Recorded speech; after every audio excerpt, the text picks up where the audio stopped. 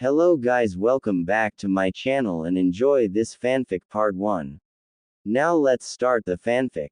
It's been 8 years since the tragic incident of the nine-tailed fox attacking Konohagakure, of which came a boy who the late 4th Hokage had sealed the demon fox into.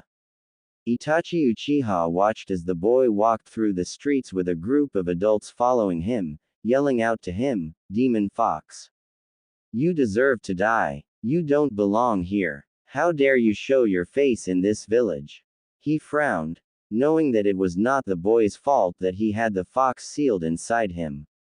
He was glad he was wearing his Anbu mask as his teammates would not be able to see his frown, because as an Anbu member, you're not supposed to show emotion. It was his squad's turn to watch over the young boy, something directed by the 3rd Hokage to oversee the boy's safety and to make sure that he didn't lose control of the demon fox inside him. Itachi didn't mind looking after the boy at all. The boy reminded Itachi of himself, lonely, sad, misplaced, yet the look in the boy's eyes showed a hidden intelligence. Looking to his right, he saw 2 other Anbu with him, one wearing a cat-like mask with 3 red stripes on it. Her purple hair reached down to the middle of her back and was held against her back by a 5-foot katana. Next to her was a man wearing a bird-like mask, with a thick black stripe going through the middle of the mask. He had short spiky black hair. Itachi turned his attention back to the boy and the group following him as they started to get more violent, with the angry mob beginning to throw rocks at the back of the boy's head. As the boy neared an alleyway, Itachi saw someone push the boy into the alley until he was hidden from sight from the rest of village. The angry mob followed the violent aggressor into the alleyway and began to beat the 8-year-old boy into a bloodied heap of unconsciousness, until they thought he was dead. The mob left the alleyway, whistling and going in different directions, pretending as if nothing ever happened, each of them thinking to themselves, "The demon child is finally dead." The blonde 8-year-old boy, Naruto, laid there in a puddle of his own blood as he slipped in and out of consciousness. Stupid people. What did I ever do to them? Why do they hate me so much? He thought back to the first time he remembered someone being mean to him. Flashback. Naruto was 5 years old and was skipping rocks over the lake near the Uchiha compound when a couple of the Uchiha clan members started to call him names and throw rocks at him. He turned around to look at his aggressors. "What did I ever do to you guys to be called such names? I don't even know you all." The group of teenagers looked amongst themselves, unsure who was going to speak first, when a teenager wearing the standard Konoha ninja gear stepped up. "It's because you don't belong here. You're nothing but a hindrance to this village. You have no potential as a ninja and no real reason to be here. So you might as well be gone, you filthy demon scum." He grinned as he spoke this to Naruto, seeing the hurt inside his eyes. He decided to walk up to the boy and picked him up and walked over the docks and threw him into the water. Naruto started to flail his arms about as he had no idea how to swim at the time. Looking back over to the docks, he saw the group of Uchiha members laughing as they walked away.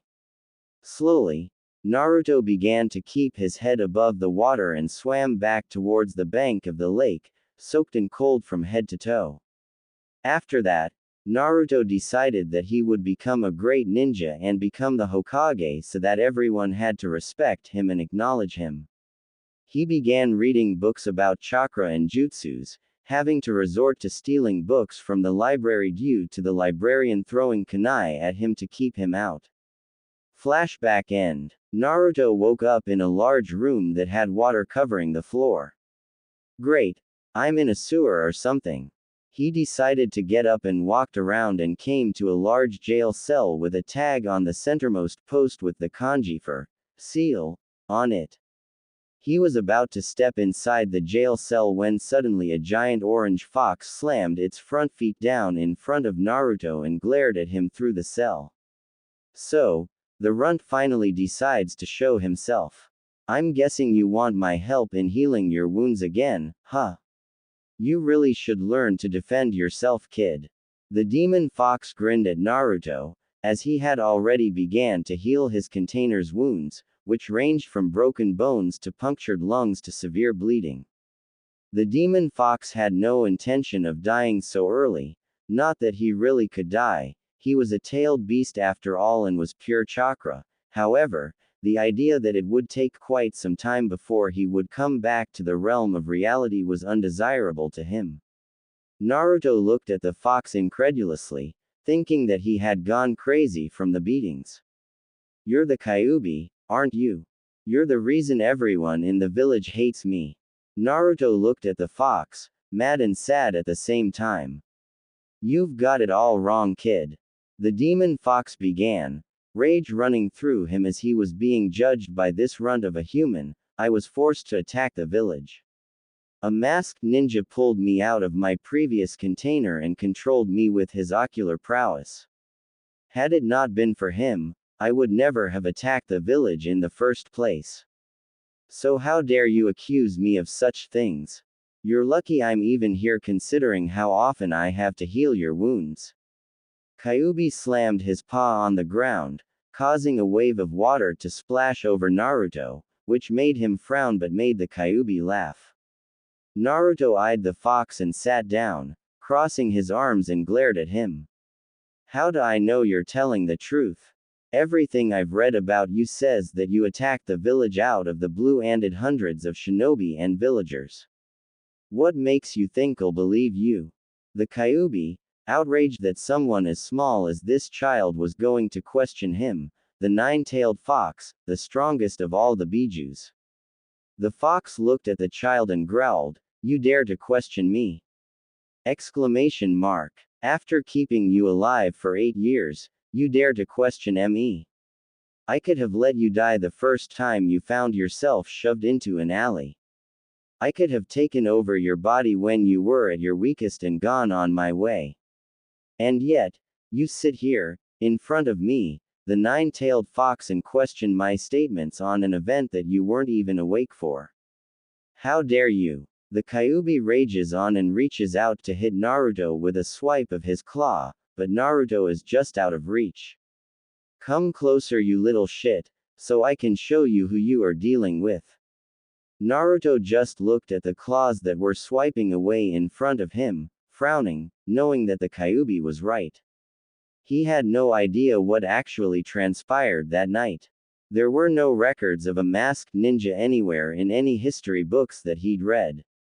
He looked up at the Kyuubi and smiled, sort of looking like a fox-like smile with the whiskers he had on each side of his cheek.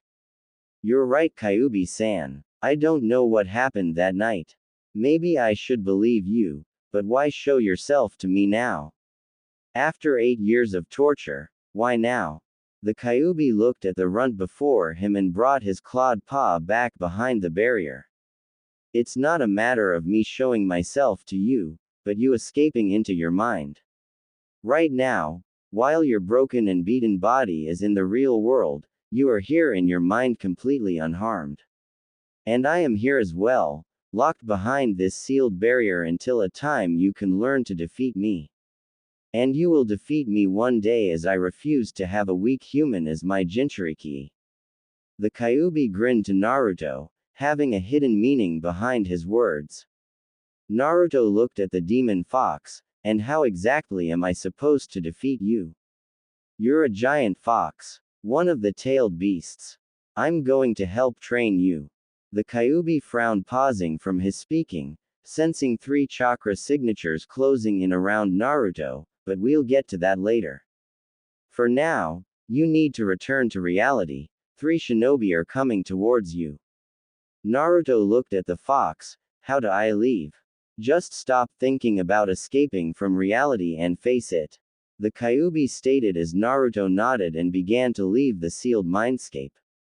Naruto opened his eyes to see a cat masked Anbu healing him. He slowly turned his head to see a bird masked Anbu and dog masked Anbu, smiling softly.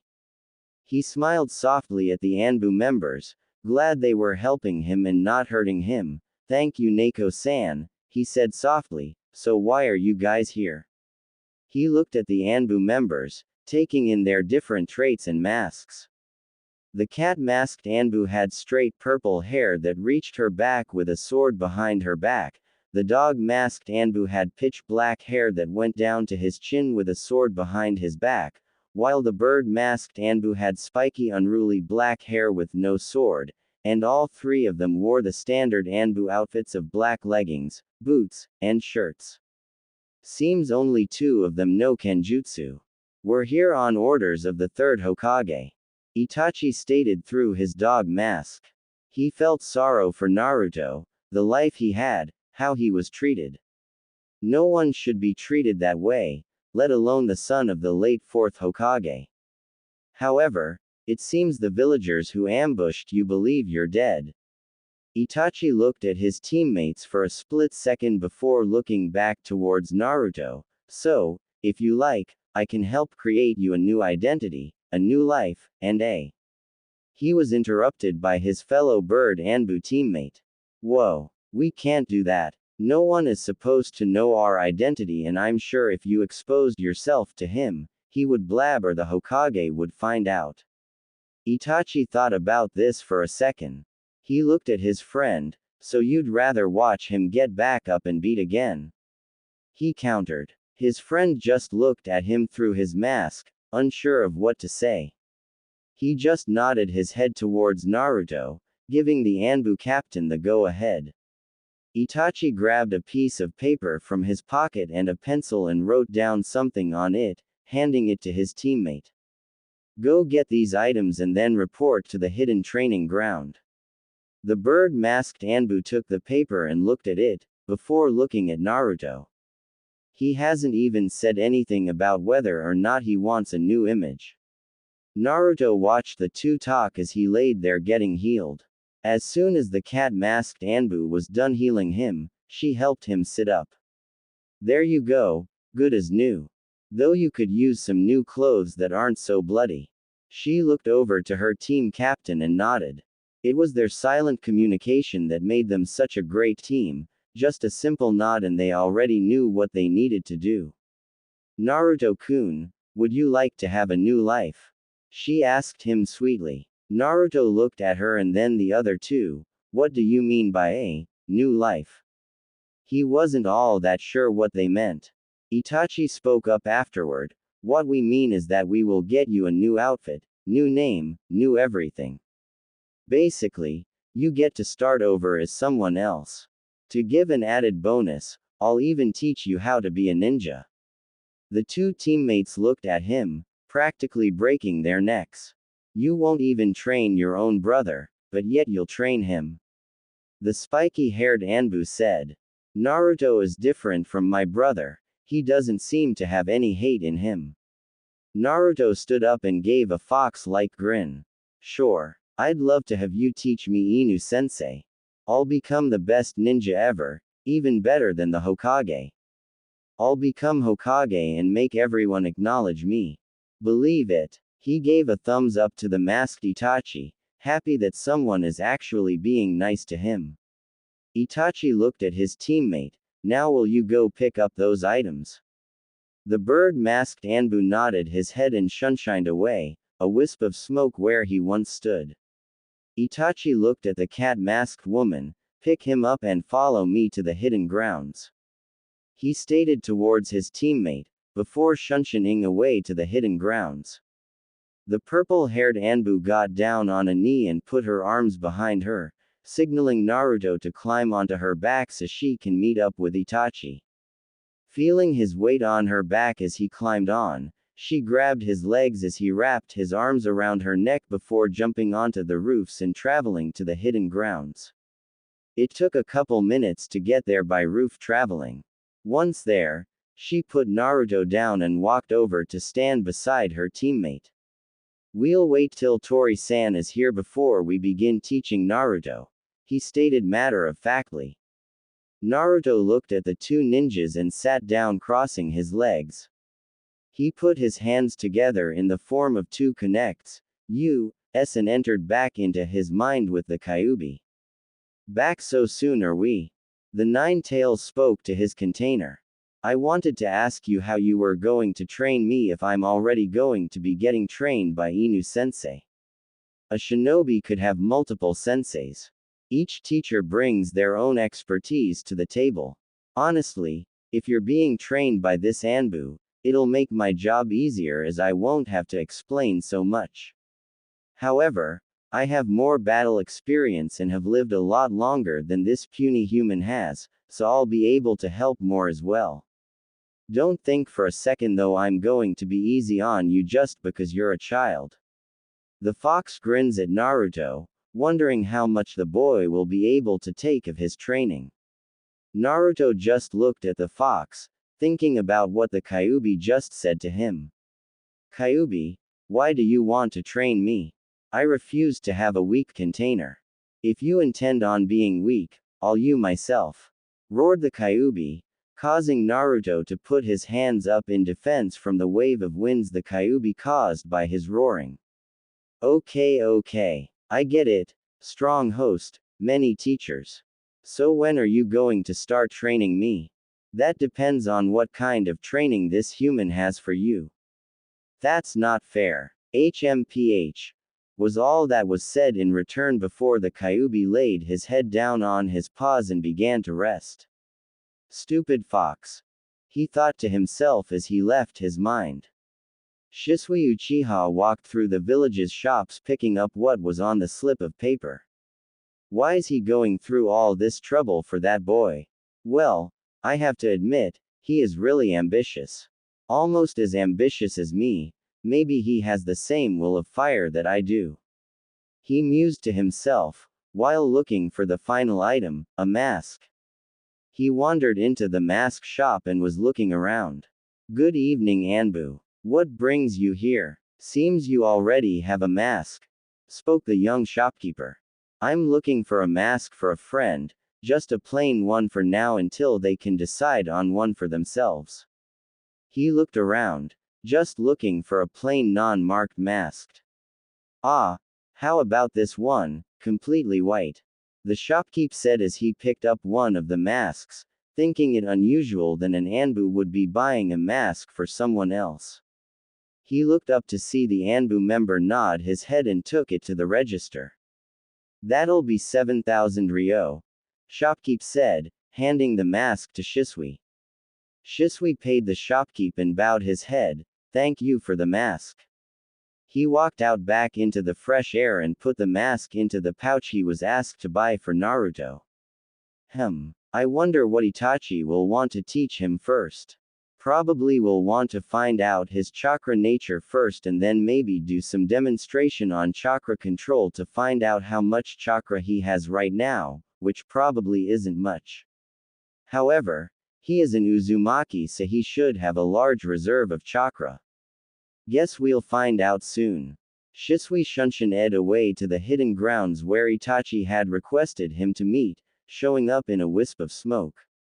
Naruto was looking around as he heard the rustle of clothes, signaling a newcomer. He looked over to see the bird-masked Anbu handing a pouch to, what he seemed to gather, was the Anbu team captain. Give the pouch to Naruto. The captain stated simply, looking at Naruto, giving no hint of emotion with his voice. He'd had too much practice on keeping his emotions in check while he was in training to be an Anbu member, the same training his teammates went through. On top of that, he had his own personal things he had to deal with when he was off duty, his own personal demons to fight. He watched as the spiky-haired Anbu member tossed the pouch to Naruto. Open it. You'll find supplies inside. Naruto opened the pouch and dumped it onto the ground in front of him before separating into different piles. He saw different types of tags. Two of the ones he noticed most were tags that had the kanji for chakra and gravity. There were 6 gravity seals and 2 chakra seals. He moved on to the next pile, which was a set of black clothes and open sandals, specifically his size. In the next pile was a group of 10 kunai and shuriken. Lastly, there was a plain white mask. Seems odd to have a set of black clothes and a white mask. He mused to himself as he picked up the mask, looking it over. Itachi looked at Naruto and cleared his throat until he got the boy's attention. He searched for any chakra signatures besides the ones in the clearing of the grounds. Not sensing any, he removed his mask and looked at Naruto. My name is Itachi Uchiha and I will be teaching you the ways of the shinobi. First things first, you do want to be taught, correct? He asked of Naruto, seeing the boy nod his head. Excellent. Well, I don't know about these two, but if they wish to train you as well, they can. He paused a moment to see if they wanted to train Naruto as well, noticing both of them nod their heads. Alright, to start off with, the outfit that you see in front of you is the standard Anbu outfit, obviously bought to fit you right now. And the mask is to hide your face. You can get a new mask later when you get the Ryo for it. Try not to ruin your clothes as we can't constantly afford to keep paying for new sets if you ruin them. Naruto nodded as he picked up the new set of clothes, glad to see he had multiple sets in the event of damage during training. Now, do you know the Shadow Clone Jutsu? Itachi asked of Naruto. No, Itachi-sensei. I don't really know any jutsu. I know chakra control and that's about it. He responded back, excited he's going to be getting taught his first jutsu. It's an A- rank, so don't be surprised if you fail it for a while.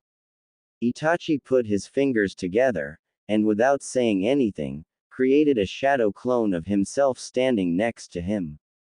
There is an extended version known as the multi-shadow clone jutsu, but all it is a creation of many shadow clones simultaneously at the same time, usually numbering in the hundreds, spoke the bird Anbu. Naruto grinned a fox-like grin as he made the cross-hand signs and focused his chakra, yelling out, Shadow Clone Jutsu. A wisp of smoke appeared next to Naruto with a half-baked clone that flopped over before poofing away. I think it needs more chakra. Naruto tried it once again and once again, came to fail with a disappearing clone. I think I got it. He made the seals once more and finally created a standing copy of himself. He snickered and stuck a thumb out. I did it. Believe it. So now what? He asked, scratching his head. Now, we go off and play a game of rock paper scissors so you can see the benefit of this jutsu. Which that it transfers its knowledge to the original. Itachi's clone and Naruto's clone went off away from where they could be seen and played a game of rock paper scissors, resulting in Itachi's win. After which, the clones poofed away, leading Naruto into the revelation that this will help increase his training. Alright, now that we got that out of the way, we need to find out your chakra nature. He took a piece of paper out of his pouch and handed it to Naruto. What do I do with this? He asked, flipping the paper back and forth, not really sure what to do with it.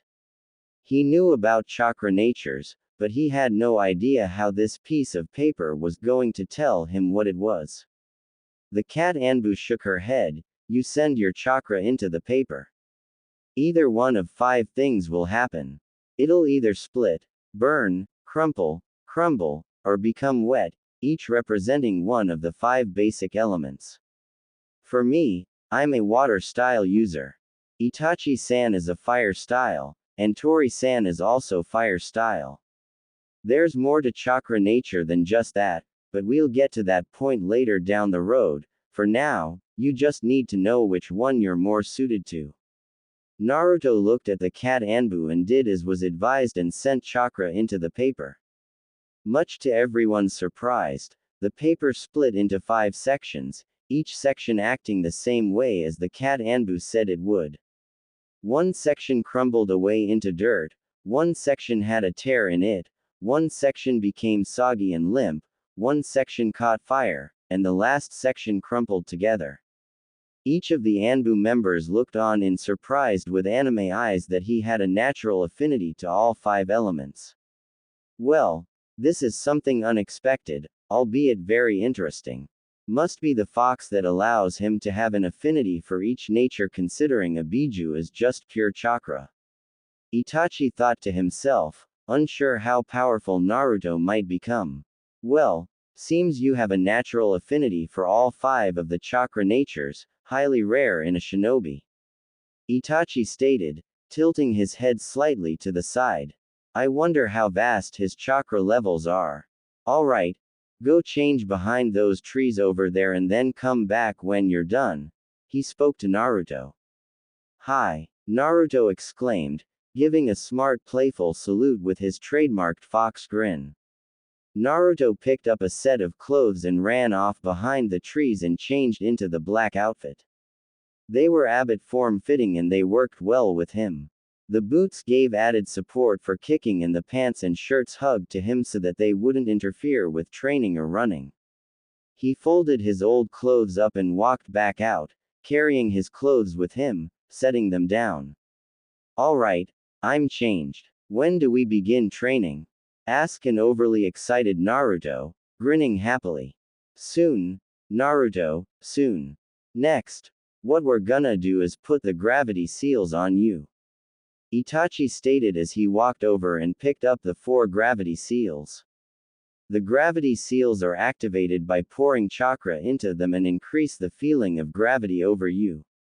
The more you can withstand of the gravity pulling down on you, the stronger you will get. Another benefit to the gravity seals is that Itachi was cut off by Naruto. Is that when they are not activated, I can move faster and am stronger than when they are activated. Naruto finished up, grinning. Actually, that's right, Itachi stated, hearing both his teammates snicker about him being cut off mid-sentence. Itachi beckoned Naruto over and had him take off the shirt so he could put the gravity seals on each shoulder, before moving on to putting seals on his wrists and ankles. After Naruto put his shirt back on, he looked around and shrugged his shoulders. I don't feel any different, he stated dumbly. The bird and cat Anbu shook their heads sadly. Before the bird Anbu spoke up, you need to push chakra into them. The seals are set up so that once chakra is poured into them, they stay at that level. So don't overdo it. As he finished, Naruto nodded and began to mold chakra into the seals and began feeling himself get pulled down more toward the earth, finding it increasingly difficult to stay standing. Only put enough chakra into the seals until it starts to feel hard to stand. Once you can stand up easily under that gravity, then we'll continue. Itachi stated as he walked Abbott away so that he and his teammates could talk amongst themselves about Naruto and what they just witnessed, without Naruto overhearing them. He has all 5 of the elemental natures, who knows what sort of Kekkei Genkai he can create, said Shisui as he ate his rice ball. I mean, not even the first Hokage had all 5 elements, he stated thinking back on the legend of the first Hokage. I have never even heard of anyone having an affinity to all 5 elements besides Rakudo Sennin, and even that is only a myth at best. He continued eating his rice ball, looking over at Itachi, wondering what he was thinking. That is true, Shisui-san. However, Naruto is a Jinchuriki. We don't know the full powers of the Kyuubi, let alone any Biju. The most we know is that a Biju is pure chakra. With the seal that was put on Naruto by the late 4th Hokage, it's possible that the chakra from the Kyuubi twisted itself with his own chakra, thus giving Naruto an affinity for all 5 chakra natures. Itachi stated, thinking more towards himself while speaking aloud, at best, that is what I would be able to conclude to. He looked over towards Yugao before looking at Shisui. That makes me wonder about the training you want to give him, Itachi-kun. I mean, even through the 3 of us, we would not be able to teach him any earth, wind, or lightning ninjutsu. Yugao spoke, worried that them training him might only hinder his growth as a ninja.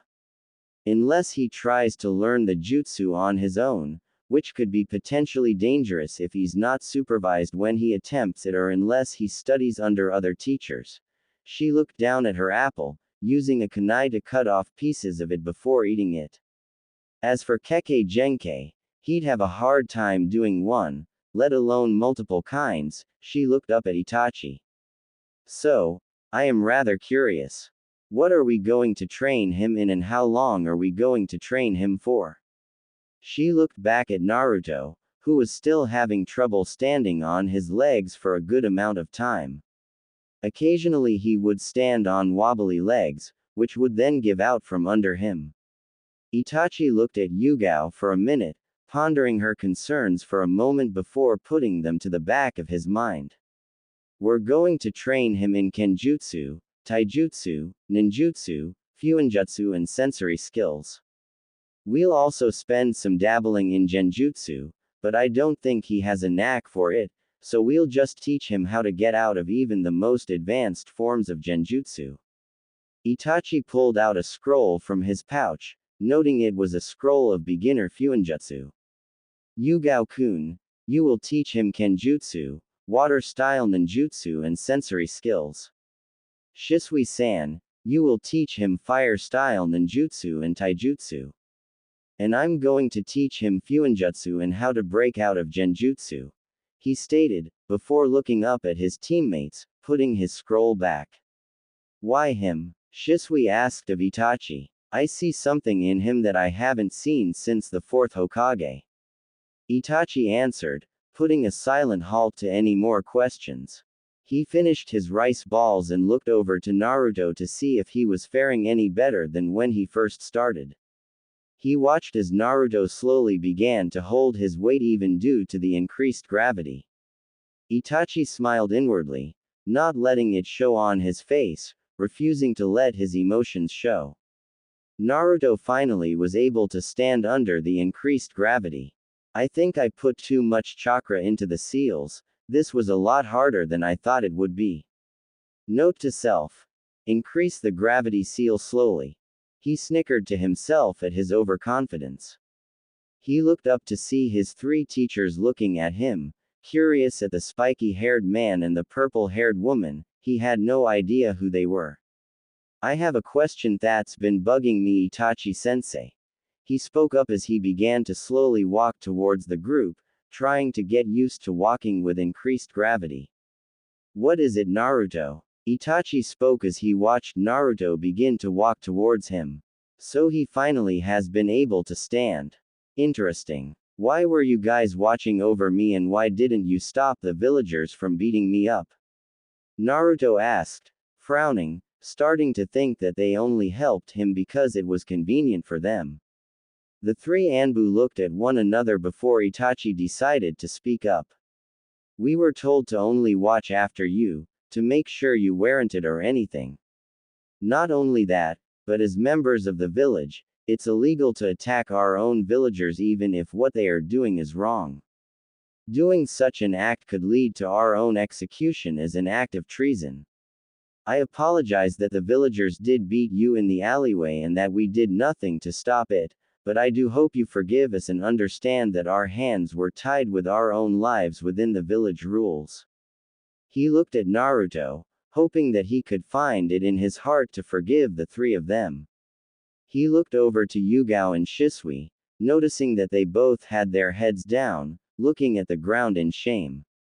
I forgive you. I forgive everyone who has ever beaten me up too. If I can't forgive them, then how could I ever be Hokage?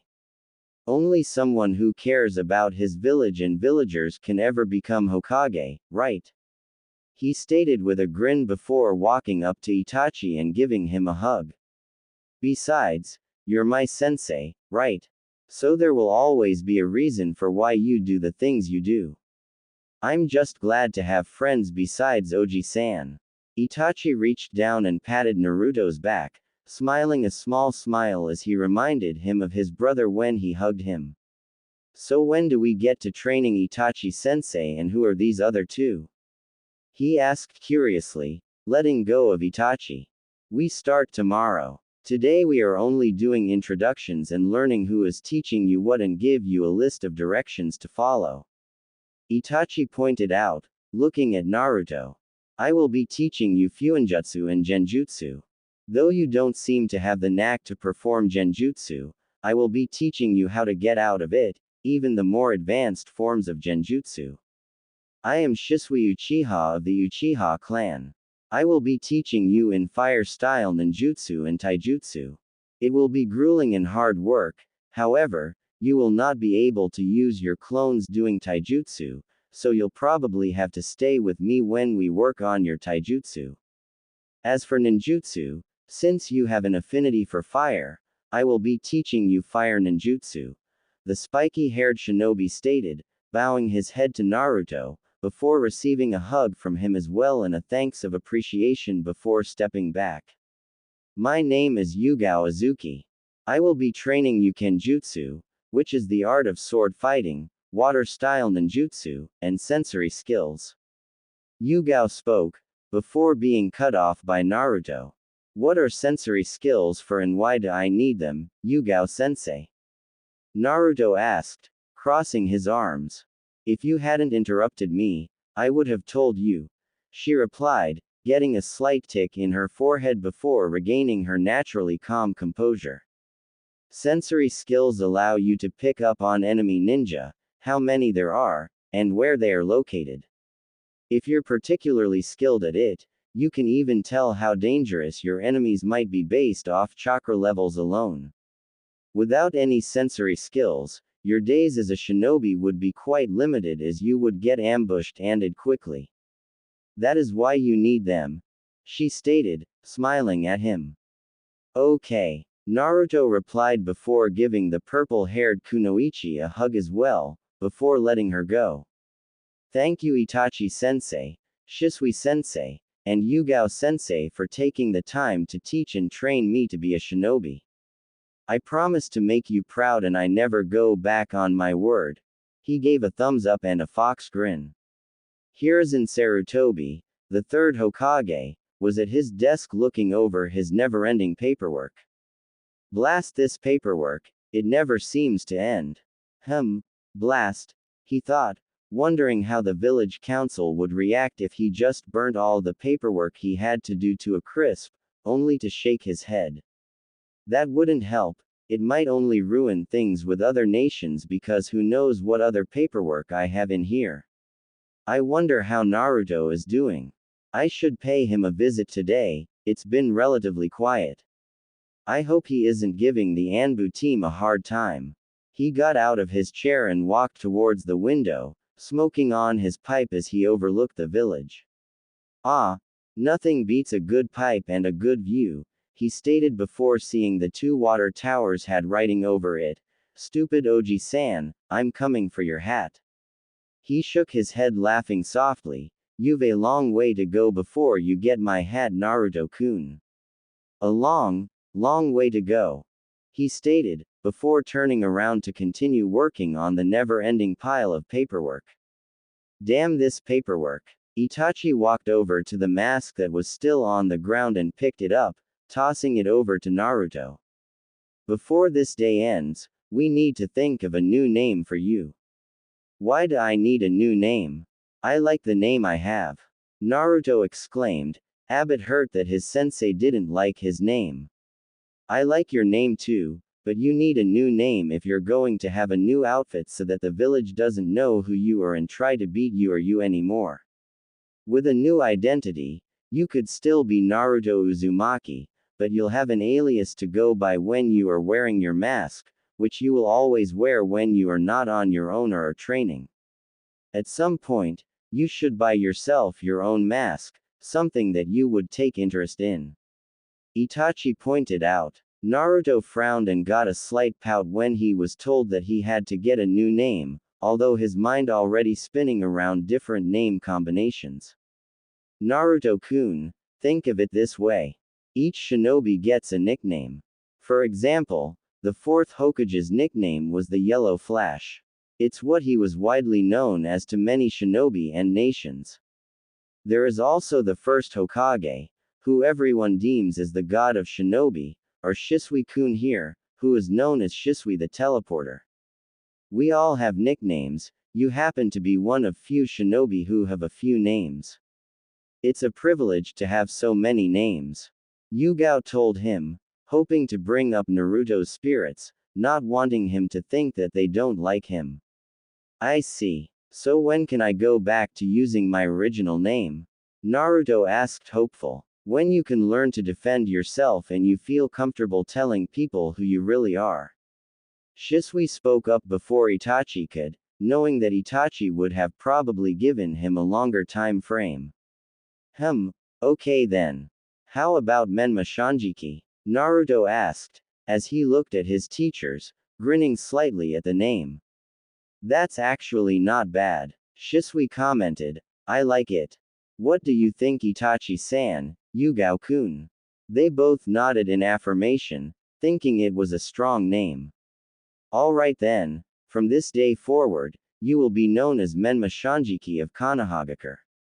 In time, you'll probably get a nickname based off your abilities and feats, but that's a long way to come. For now, let's just focus on your training. Naruto grinned as he looked up to his teachers. Hi, was his response. This day just keeps getting better and better. Alright Naruto, we're going to call it a day for now. It is getting late and we have to report back to Hokage-sama, otherwise we'll get in trouble for untimely reports. Itachi stated matter-of-factly as he put on his dog mask. Be sure to keep the lights in your apartment off if you can help it, as the villagers think you're either dead or in a ditch somewhere. If you have to go out, wear the mask and go by the name of Menma.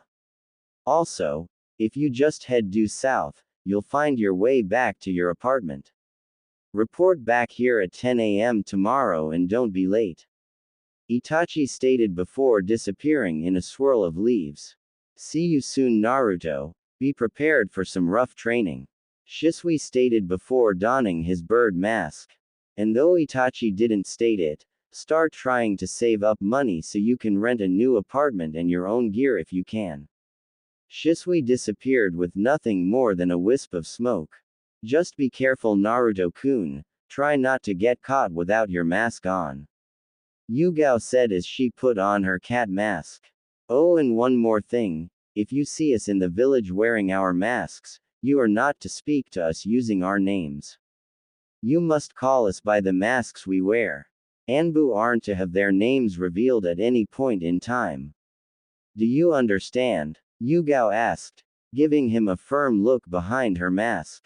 I understand Neko-sensei. He responded, grinning. I'll see you tomorrow. She nodded and, like Itachi, disappeared in a swirl of leaves.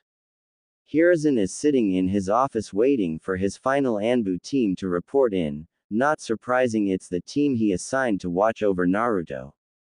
He looks up from his paperwork to see the final team appearing in their own personal fashions. So, how is he doing? He asked solemnly, knowing that most Anbu teams didn't like looking after him with the exception of this team. He is doing fine. He had gotten a little beat up, but other than that he's doing great. The dog-masked Anbu stated. That's great news, I'm glad to hear it. Is he at home right now or is he still causing trouble in the village with his pranks? Hiruzen asked, wanting to pay the child a visit. He's currently wandering the village and heading home. The team captain spoke again, not mentioning the newest chain of events or that he might not recognize the child if he went searching for him. Excellent. You are dismissed. Head home for the day. Report back here tomorrow at 8 a.m. Hiruzen waved his hand, dismissing the Anbu team in front of him before going back to his work. The Anbu left in their own personal fashions, never once surprising the Hokage with how they left.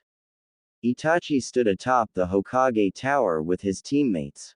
Tori-san, I need you to follow me, there are some things we need to look into regarding our clan. I'll explain more in detail later. I was going to say the same to you Inu-san. You going home Neko-kun? Shisui asked, still wearing his mask. No, I figured I'd watch over the child before heading home. Make sure he got home safely. She replied, looking over the village and looking towards the setting sun.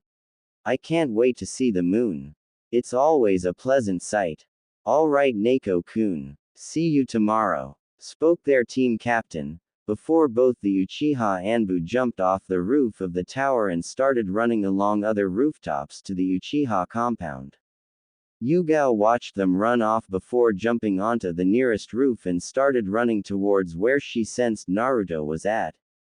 You make it too easy to find you, Naruto. Perhaps once you start learning more about chakra control it'll be hard to find you, she mused to herself, as she jumped one more roof, spotting Naruto in front of the mask shop. Memna, Naruto's newest alias, walked through the village streets looking in different shops, smiling that the few people who saw him, gave him an acknowledging nod instead of yelling at him and throwing things at him. He put his hands into his pants pockets, keeping his head high.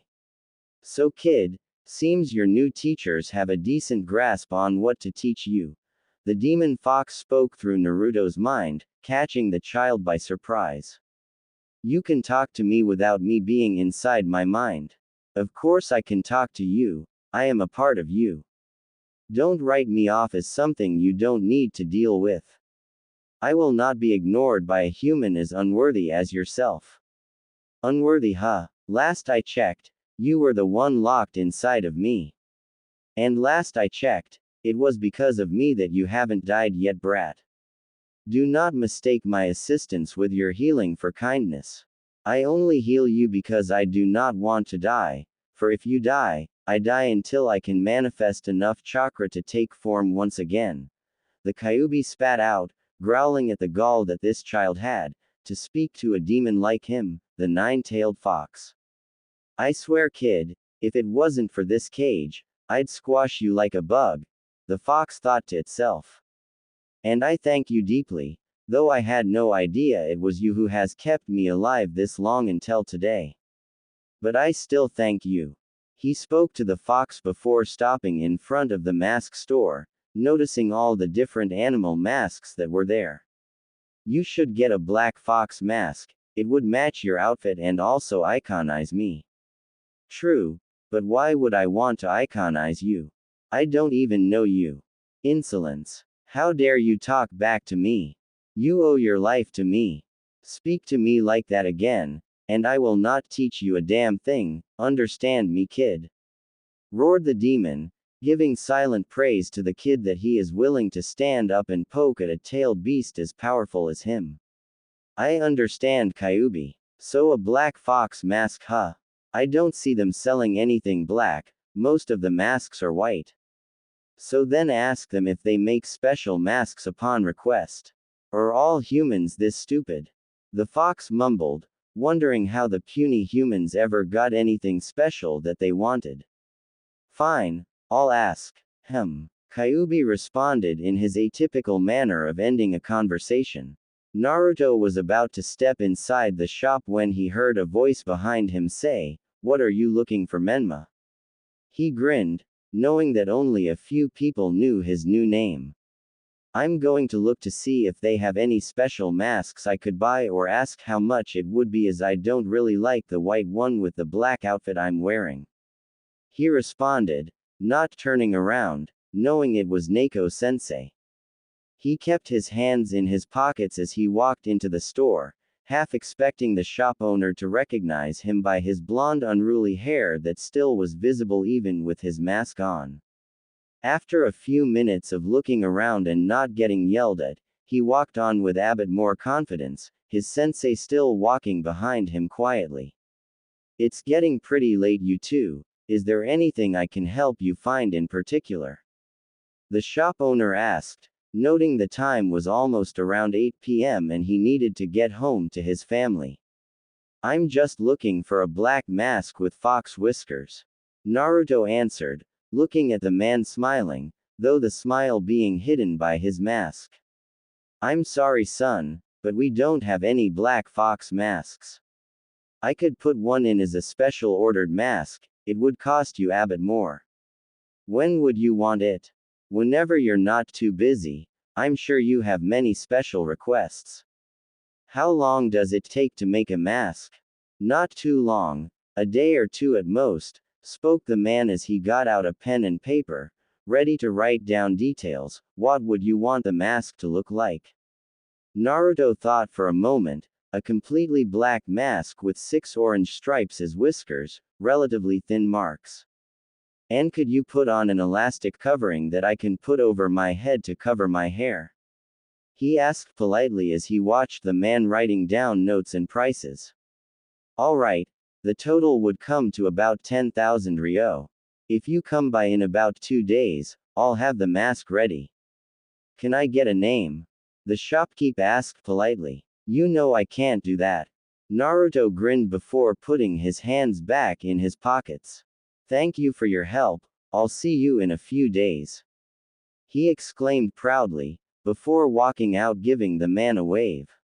You handle yourself well, Menma, spoke the Anbu woman putting a hand onto his shoulder, giving him a gentle squeeze. Almost too well for someone of your age and background. She complimented. Well, I do have a few people to look up to now and need to live up to their standards. I did make them a promise. He spoke in return, walking beside his sensei. And be sure to continue, you'll make your precious people proud.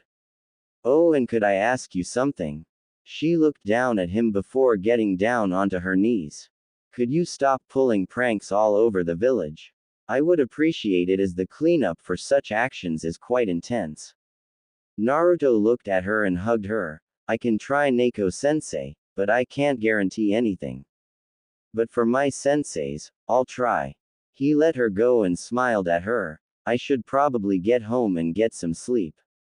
I have a lot to do tomorrow morning, he said before walking off to his apartment. See you tomorrow, Menma, the Anbu woman said before disappearing in a swirl of leaves and returning to her own place. Naruto woke up the next morning at 8 a.m. and grabbed a bowl of cereal to eat before heading out towards the training grounds. He grabbed his mask and put it on and looked up at the pictures, smiling before opening the door and leaving. He started walking towards the grounds that he was told to meet them at, taking in the quiet time of the early morning. Not too many people are out right now. It's rather nice and quiet. I like it. It's better than the alternative, that's for sure. Naruto kept walking, his hands in his pockets, stopping by a small lake to gaze into the water beneath, slowly losing himself to the calmness of the water. He finally tore himself out of his stupor when he started hearing the village become a little active, so he started walking again. By the time he arrived at the grounds, it was about 9 a.m. and he saw Yugao was already there. Must be off duty since she's not wearing her mask right now. He watched on as she pulled her sword from its sheath on her back and started performing different katas that he had no idea of. He decides to step out of the forest area and into the clearing, taking a seat to watch her. Good morning, Naruto-kun. I hope you're in for a rough day of training. Yugao spoke as she moved onto the next kata, never breaking form. She had been practicing her kenjutsu for years every day in the morning just to be sure she never lost touch of it.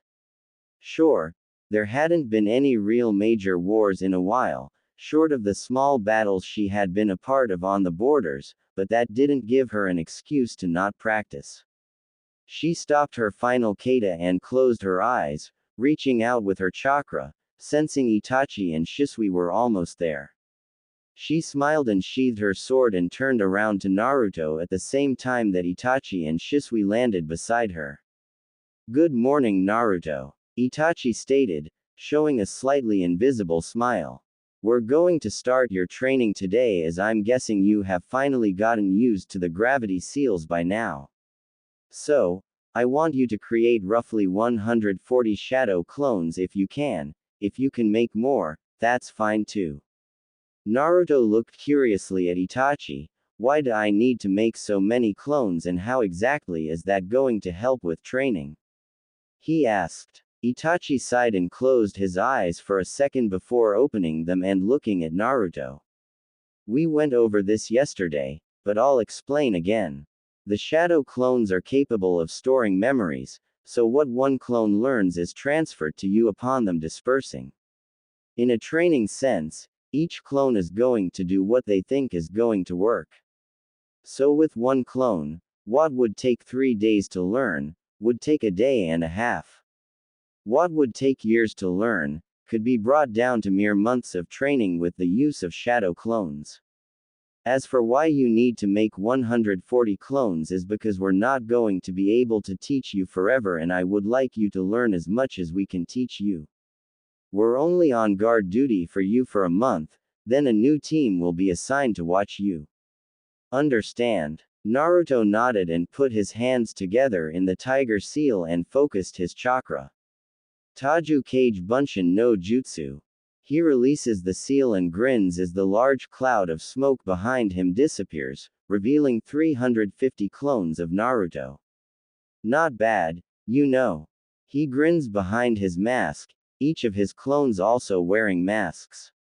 Shisui stared in shock at the sheer numbers of clones Naruto was able to make, looking over at Itachi and Yugao, neither showing shock.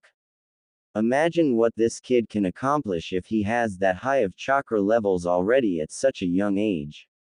Alright, since he's created 350 clones, each of us will take 30. He stated as he made 2 clones himself, knowing that only 2 were his limit. He looked over to Yugao and Shisui. Shisui, you need to make 1 clone, and Yugao, you need to make 2 clones. They both nodded, creating the clones as requested. Alright, each of us will disperse into our own groups with 30 of your clones, however, the original Naruto will stay with the original me. Naruto gave a thumbs up as his clones started going with their each own respective teacher to learn respective items from his senseis. Why do I stay with you, Itachi-sensei? I figured it would be best if I went with Shisui-sensei for taijutsu training or Yugao-sensei for sensory training.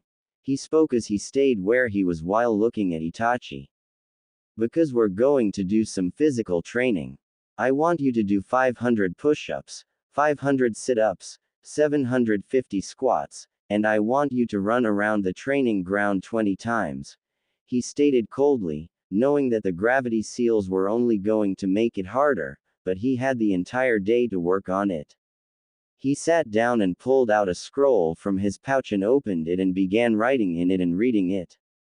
The first clone of Itachi walked to one side of the field, staying in the middle to leave room for the other clones of Yugao and Shisui, even though the training ground still had plenty of room to maneuver in. Alright, so, Genjutsu is used to alter someone's mind into thinking something is happening when it's not. The easiest way to get out of it is to focus a large amount of chakra inside yourself, then release it as a burst through your entire body. Itachi-sensei, how would we know we're in a genjutsu? One of the clones asked, scratching his head. Good question. Most cases, a genjutsu user is quite skilled at what they are doing, so it will be hard to notice.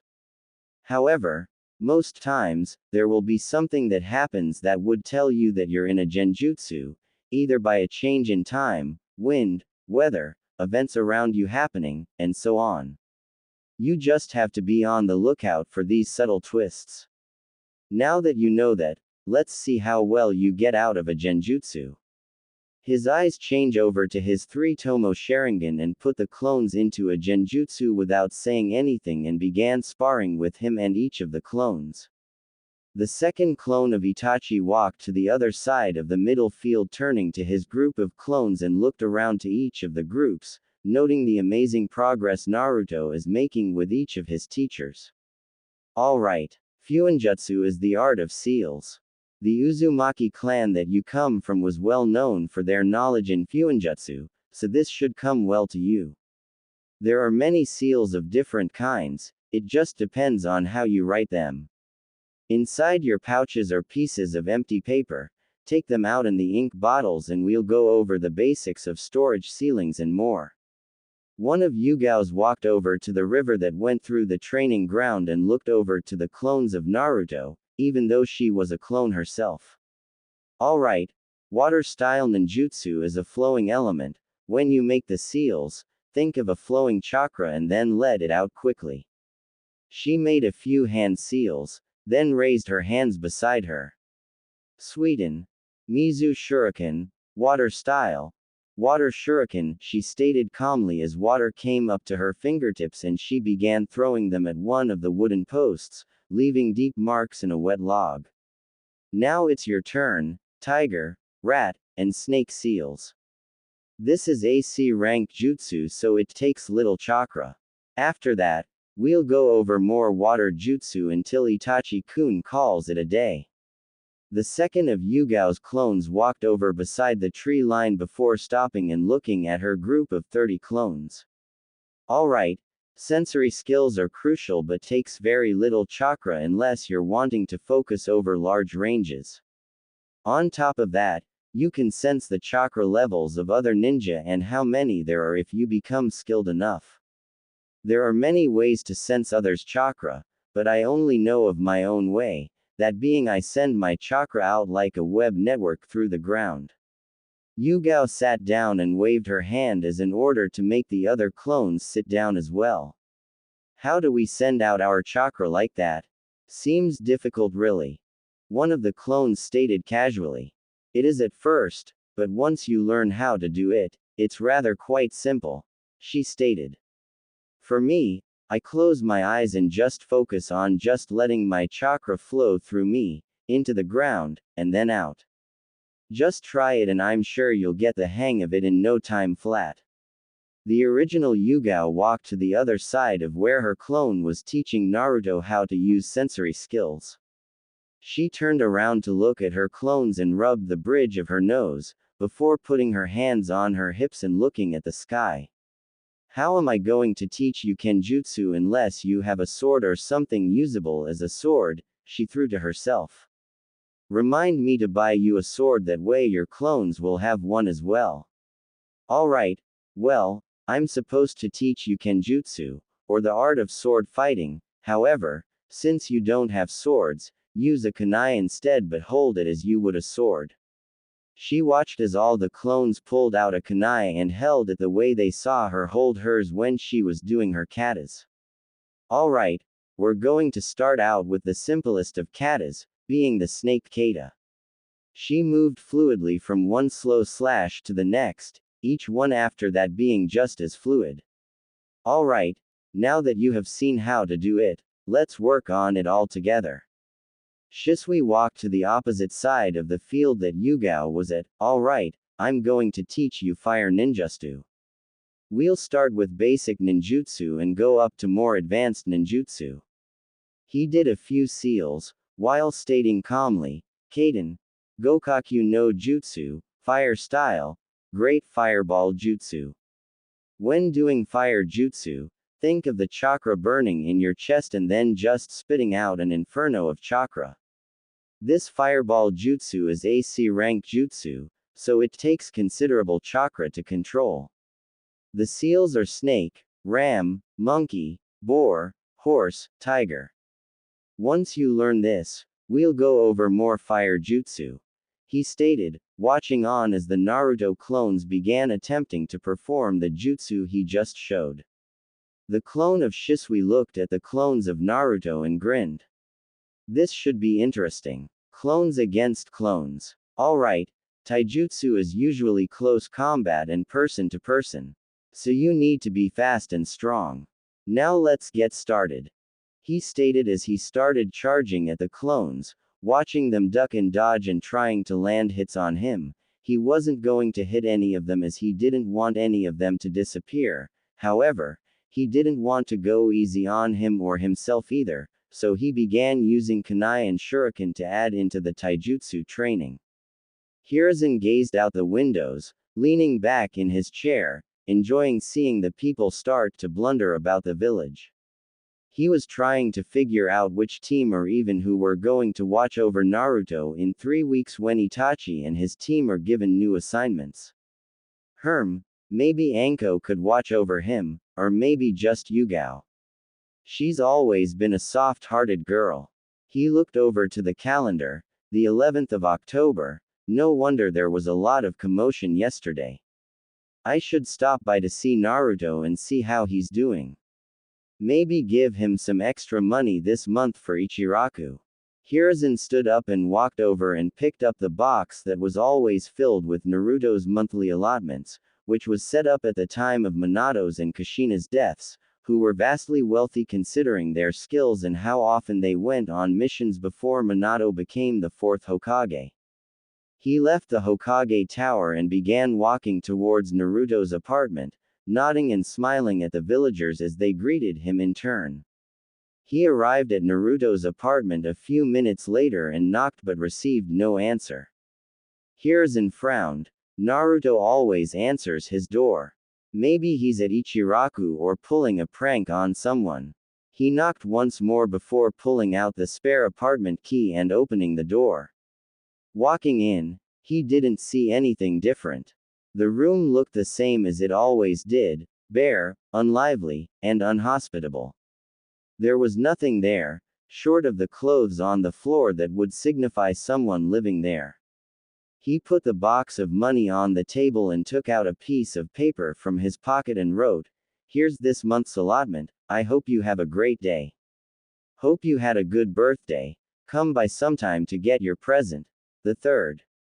After leaving the note and money on the table, Hiruzen left the apartment and headed back to the tower, the place he dreaded returning to because of all the paperwork.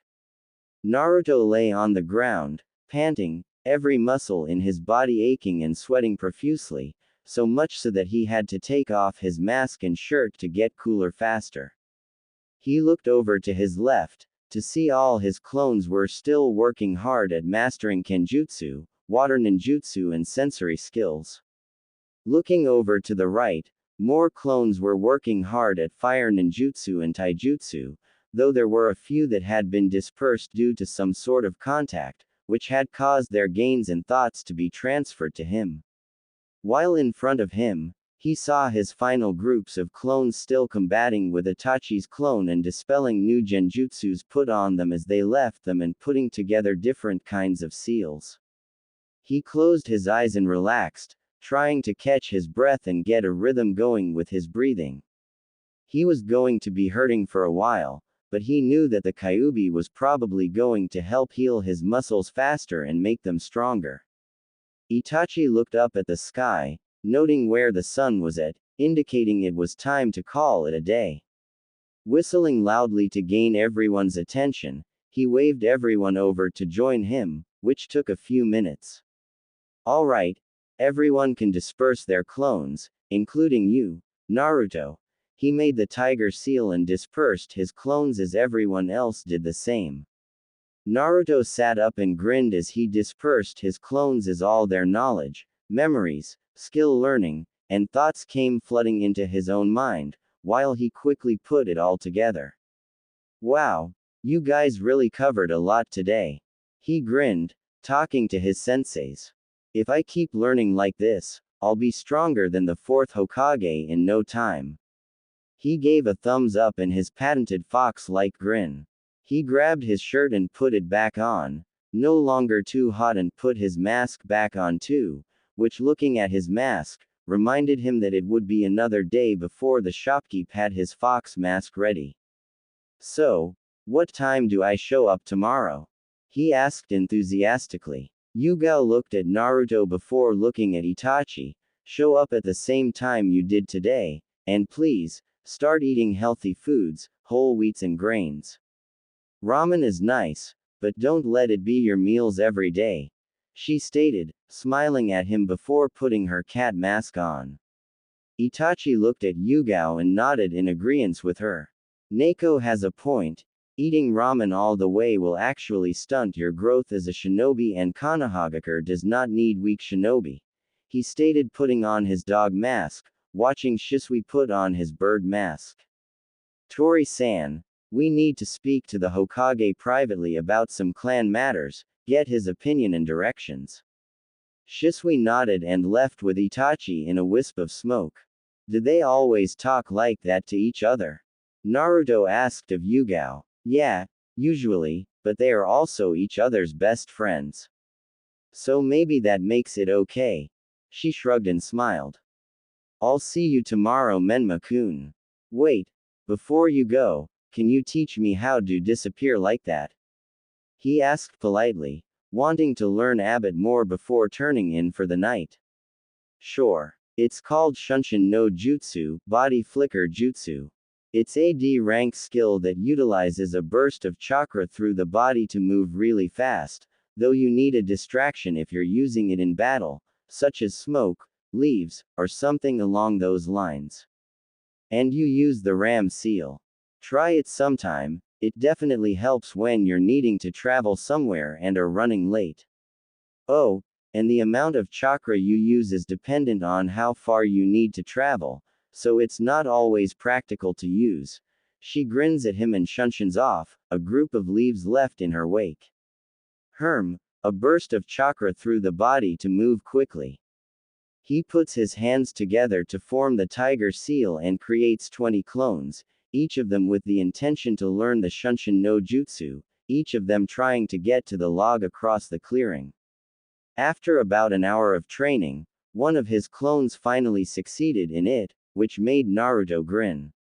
He dispersed his clones and sorted through the newfound knowledge.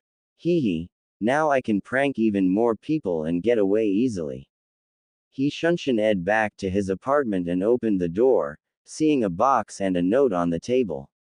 He opened the box and smiled, seeing the monthly allotment that he always got, and put the money into his frog pouch, which was soon to become a storage seal. He picked up the note and smiled at the Hokage's writing. Sure, he wasn't all that fond of his birthday, but he was glad that someone had remembered it and that they were giving him a gift.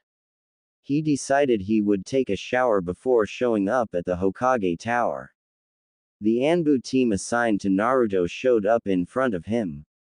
Report. He spoke to the team captain. Naruto is doing fine and well. No one tried to beat him today. The smooth black-haired dog Anbu spoke. Excellent. You may leave. He spoke as he waved his hands off. Hokage-sama, there is something that Tori-san and myself wish to speak to you about. It's about the Uchiha clan. Itachi spoke, looking over at the masked Yugao as she took her leave. Hiruzen put up a few privacy seals that the Hokage room was usually filled with before looking at his team. Proceed. Naruto put on a new pair of clothes, tossing the dirty pair into the small washer of his apartment, waiting until he had a few more pairs of clothes to start it. He picked up his mask and put it on before leaving his apartment. After locking his door, he shunshin-ed to the Hokage Tower and knocked on the door, putting his mask into his pouch. He waited for a verbal command to enter. Hey Oji-san, your note said you wanted to see me. He smiled as he walked in the door, closing it behind him. Naruto-kun, my boy, he smiled as he got out of his desk, giving the small 4-foot blonde a hug.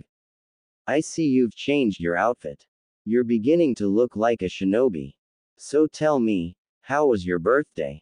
Naruto shrugged. It was okay. I got beat up in an alleyway after eating some ramen that Ayame-chan had made special for me. Other than that, it was fairly quiet and lonely. He spoke, his voice soft and sad as he looked to the ground. Well, I'm sorry about that. Please don't hate the villagers. They don't mean it. I'm sure most of them are just misguided.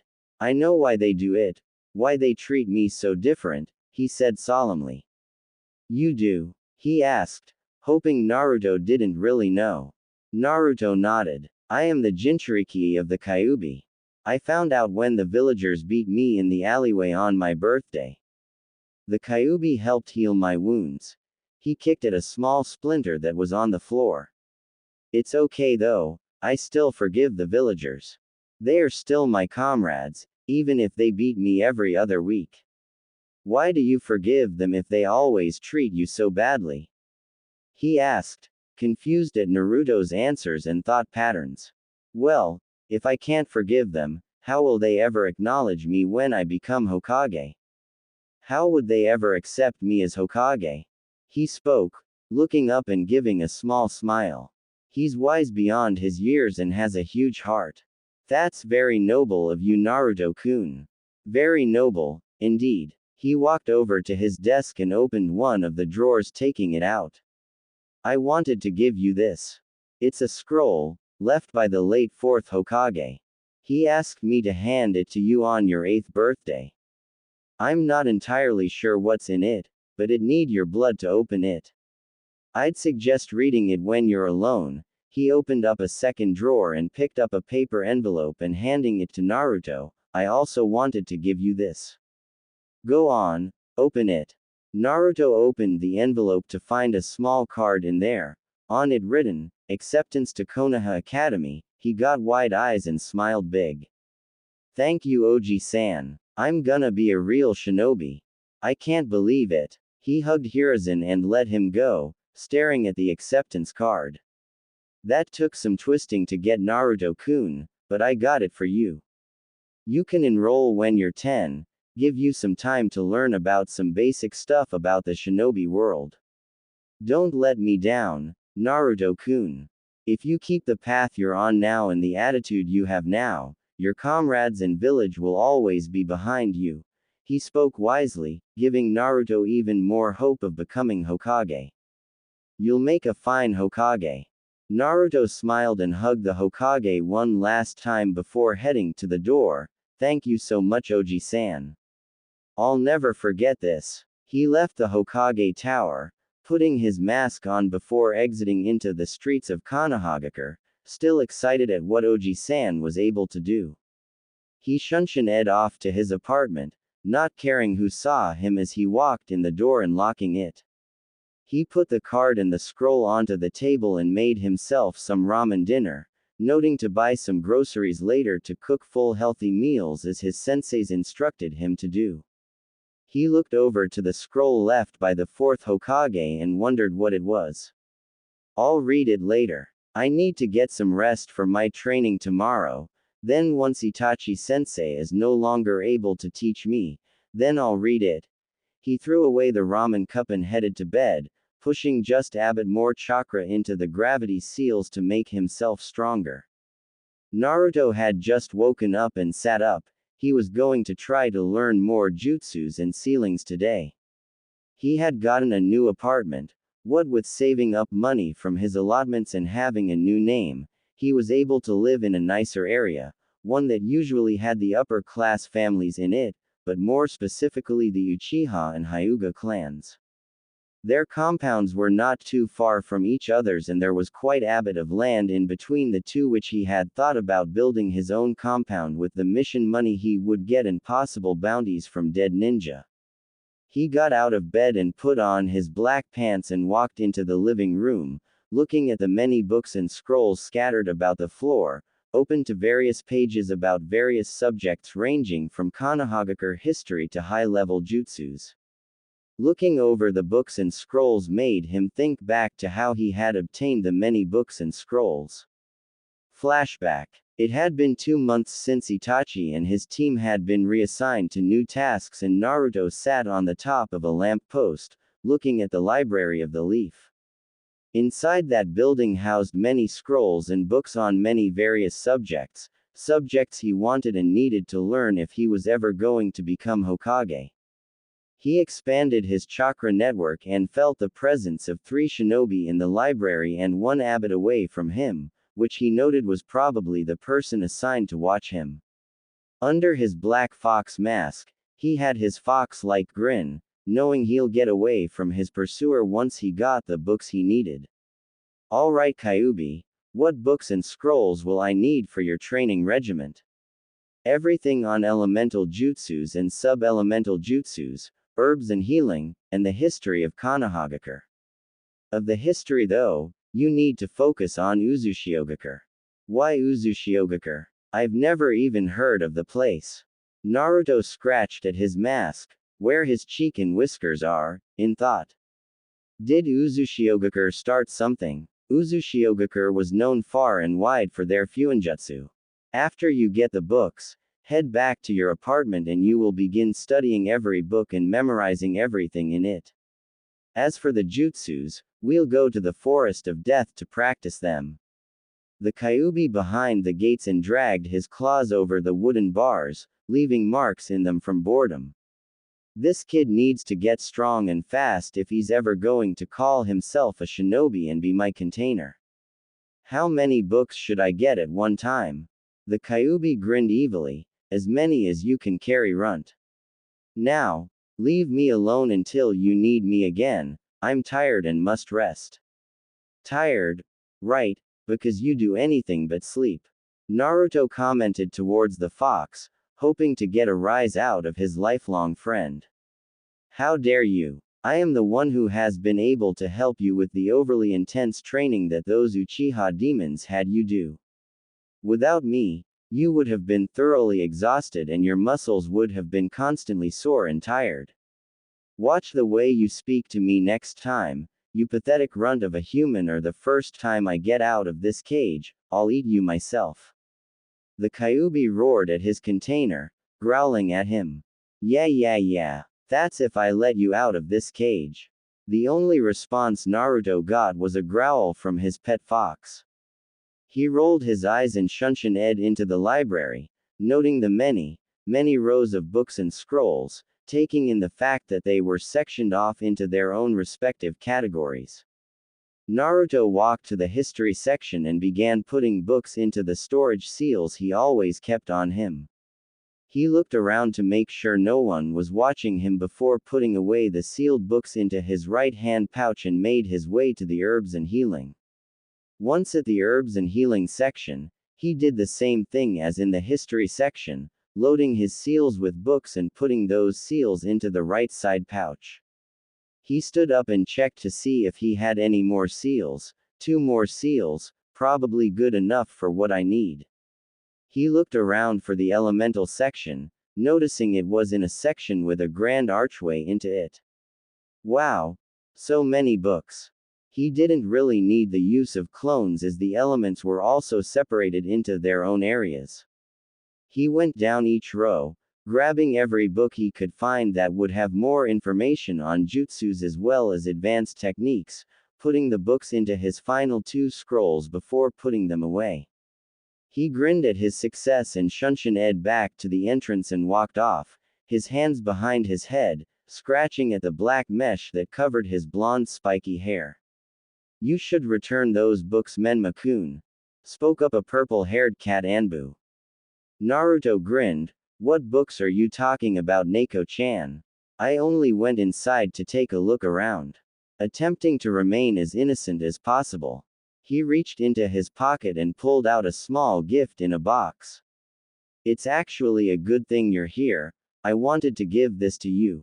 He smiled at her. It's to thank you for everything you've done for me. Yugao took the box he handed her and opened it. Inside was a necklace with a crescent moon amulet that had an amethyst stone in the middle. She smiled softly at it. It was a great gift and she enjoyed it tremendously. Thank you, Menma-kun. I'll never take it off, she said as she put the necklace on, a soft blush coming to her cheeks at how it fit perfectly between her s, thankful that he couldn't see her blush and elated that he was so thoughtful.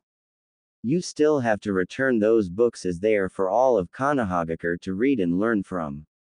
Oh come on. I'm sure the library has many copies of the books I borrowed. I'm going to return the books as soon as I'm done with them. Promise, he exclaimed, trying to get his watcher to let him go quietly, which so far doesn't seem to be the case. Regardless, you still need to return them, she responded, stepping towards Naruto. HMPH, fine, but if you want me to return them, I hope you catch me. Naruto grinned and laughed as he made 5 shadow clones, all of them saying in turn, so which one is the real me? They all laughed and jumped onto separate rooftops, looking down at Yugao, each one giving her a thumbs up. We're going to do this again, really? She exclaimed back in exasperation. Every time they played this game, she always got covered in paint on the few occasions that she was able to get the right Naruto. Fine, but no paint or traps. I can't guarantee that. I do have a reputation to keep up as the prankster of Konohagakure, one of the Narutos stated, grinning at her. How about this? If I get you again, I'll buy you dinner tonight at Ichiraku when you get off duty. He asked her, giving her a proposition to fail purposely. That sounds great, however that means I'd get paint all over me again and would consequently need to wash my hair multiple times before I'd go out. She looked at the Naruto that spoke first, claiming to be a prankster. Got ya, brat. She jumped at the second of the 5 Naruto clones, taking out her wire and trapping him in it. Oh no. You got me. Naruto grinned evilly. Or did you? He makes a hand sign and whispers, boom, and explodes into a shower of purple and orange paint, effectively covering Yugao with splatters of it. 1 down, 4 to go, Neko-sensei. He grinned as all 4 of them jumped off the roofs and went different ways. Yugao groaned and wiped off her mask. Shaking her head, she took after another one of the Narutos, hoping she doesn't get splattered with paint again, as she was getting tired of constantly washing her hair. Though on the bright side, her hair has never been softer and smoother, to which she did thank Naruto. Flashback end. Naruto felt bad about covering her with paint all the time, but he needed this knowledge so he could perform new jutsus. He created 10 clones, leaving each of them to study more of the books, as there were still plenty more that have not been read yet. He got his shirt and mask on and looked at his nightstand. On the nightstand was the letter left for him from the 4th Hokage, which still had yet to be read. I should probably read that at some point, maybe today. I'll have my clones do training and I'll read that. He nodded to himself and left the apartment, shunshing off to the training grounds that he used when his teachers were training him. Taji Kage Bunshin no Jutsu, multi-shadow clone jutsu, all in a poof of smoke to cover half the field, was 600 Naruto clones. Naruto then divided his clones into 30 groups of 20 clones, working on various jutsus and skills, and also working to create sub-elemental jutsus, which he was going to try to find more information on later. He shunshin away and back to the apartment and went to his bedroom. He looked over to the scroll, before walking over and grabbing it, going to his bed and sitting down. It looked like a normal scroll with his name on the front of it. Hey, Kyuubi, what do you know of the 4th Hokage? Naruto asked of his tenant, knowing that he was defeated by the 4th Hokage from the history books that his clones have read. That guy, he growls, why should I tell you anything about him? Because I asked you, fluffy ball of fur. Why are you always so difficult to talk to? Because you humans deserve no help from us tailed beasts. All of you are the same. The Kyuubi countered, his head still resting on his paws inside his cage in Naruto's mind. That doesn't mean you can't answer a simple question. Fine, but if I do, you have to do something for me. What do you want, Kyuubi? Naruto asked, getting more irritated that he was having this argument with his tenant. Change the scenery in your mind for me so I have room to move around for starters. The Kyuubi grinned, his claws scraping the watered floor. In order for me to do that, I'd have to alter the seal that you're contained in. Exactly. I don't know enough about the seal that's used to contain you to alter it enough to keep you contained. That's why I told you to learn about Uzushiogakure, you damned brat. He growled at his jailer, his claws clicking over the floor. How about, when I do learn how to alter the seal, I change it then? Afraid you wouldn't be able to control me otherwise. Is it because you're too weak to fight me? I'm only 8.5. Give me a chance, furball. Until you think you can defeat me, don't request information from me unless it benefits you getting stronger. The Kyuubi growled at his jailer. Fine. One of these days though, you're not going to hate humans as much as you do. That's what they all say, but none of them do anything different. Well, I will. I promise. Believe it. HMPH. Naruto shook his head before looking at the scroll again, untying it and rolling the beginning part of it open. Dear Naruto, if you're reading this scroll, It means that I'm dead and that the third Hokage has deemed you mature enough to know this information. First off, let me tell you who I am. My name is Minato Namikaze, the fourth Hokage, otherwise known as Konoha's Yellow Flash. I am also your father. I ask that you not tell anyone this information, as there are still many enemies around that did not particularly like me, and as consequence, would probably seek to end your life if they knew you are my legacy to our village. I hope you aren't too mad at me for sealing the nine-tailed fox inside you. Your mother had just given birth to you and we were attacked by a masked man that pulled the biju out of her.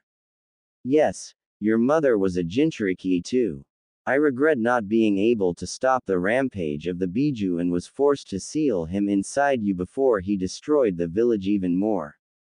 I used the Huka no Fuin Shiki, 8 trigram sealing style, to seal him, in the hopes that one day you could use the biju's power for your own. I hope that your life hasn't been all that terrible, and as I watch you from the heavens, know that your mother and I loved you deeply. If your life has been bad, please don't give up.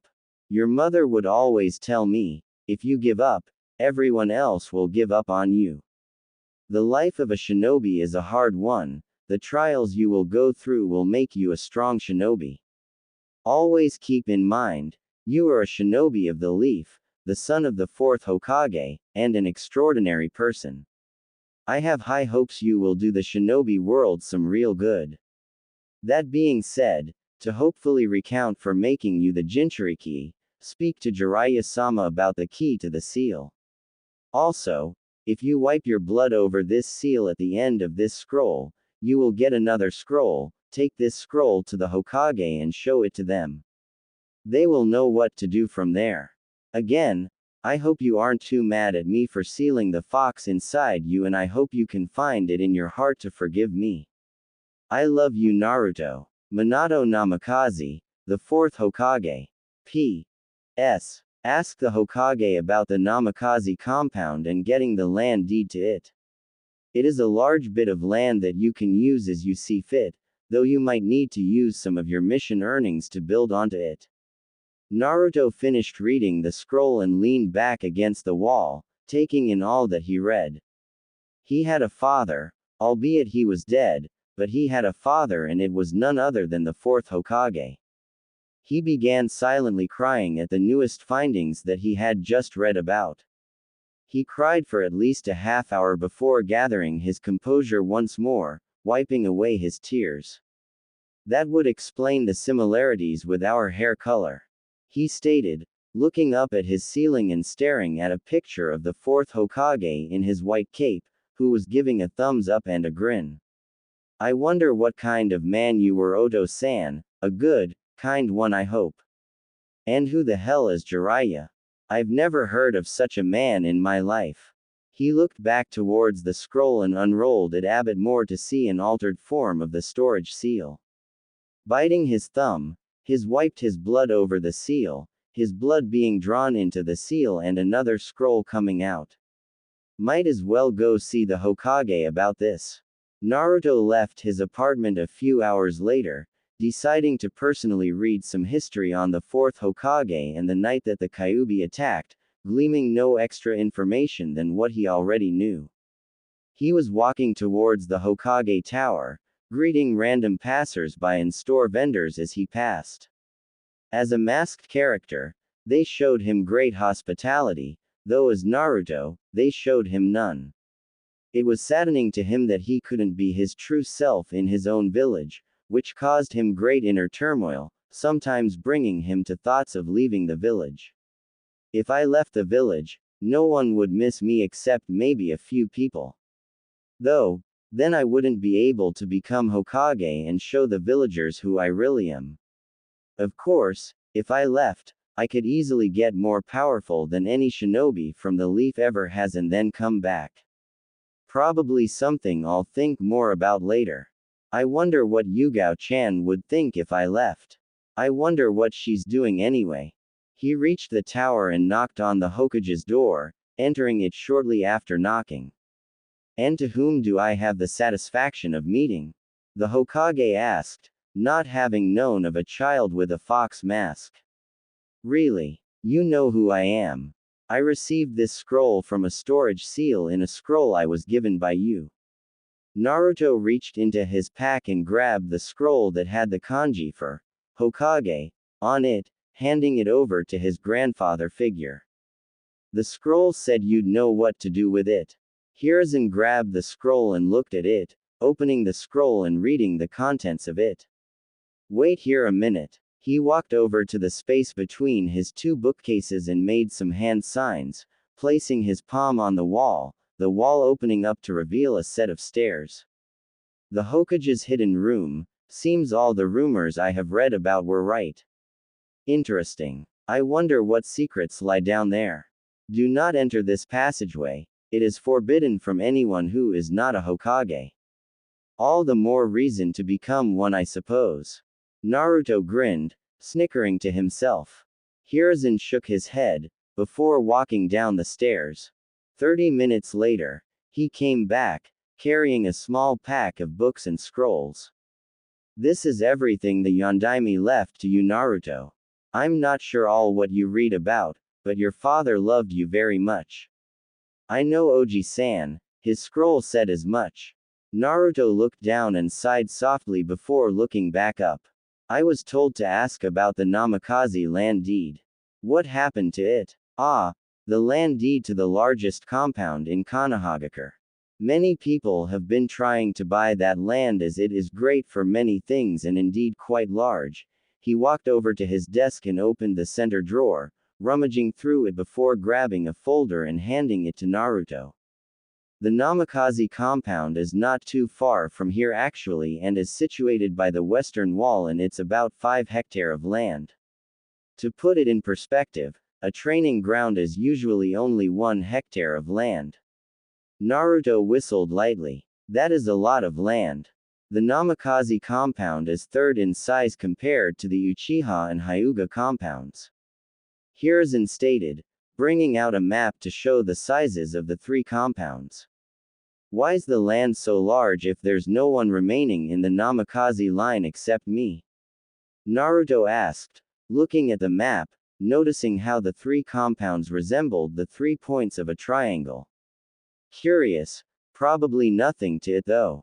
I can only venture to guess that Minato-san was attempting to bring his clan or the Uzumaki clan together when he bought the land, but never actually got around to it. Instead, I know he used it as his own personal training grounds and taught his own students there instead of the traditional training grounds. Was there anything else you wanted, Naruto-kun?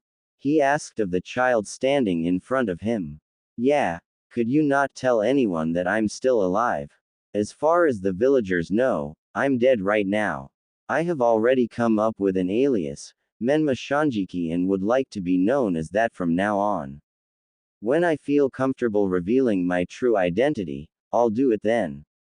Hiruzen nodded, as you wish. Menma-kun, already thinking like a shinobi. Whoever his teachers were, they taught him well. Naruto smiled and nodded, thank you, Oji-san. He shunshin Ed away from the tower and went back to his apartment to look through the books and scrolls Oji-san had just given him. He walked inside and noticed that it was getting pretty late, around 5 p.m. He walked over to the couch and released his clones for the day, getting a slight headache from the massive wealth of new information he was learning through his clones, taking the next 2 hours to meditate and analyze it all. After eating some dinner and changing, he headed to bed, deciding that he would take the day off tomorrow to study the scrolls and books left by his father. Naruto woke up the next morning, no longer having a headache, and made himself some oatmeal breakfast, eating it in his room as he started sifting through the books and scrolls. He found one that was titled, The Hiraishin no Jutsu, remembering that it was that technique that made the 4th Hokage such a dangerous competitor and what got him the nickname Konoha's Yellow Flash. Naruto opened the book and began reading it, noticing that most of the book was just notes and seals and formulas, each of which referring to getting the way the seal and technique would work together. He flipped through the pages, reading the notes and formulas, slowly piecing together why it took so many variations to make it work. He had read half the book and came to realize that his father wanted him to recreate this jutsu and utilize it for the good of the village.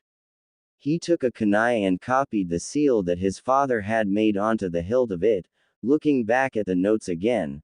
Focus your chakra into the seal and throw the kunai, and recall a small bit of the chakra to yourself.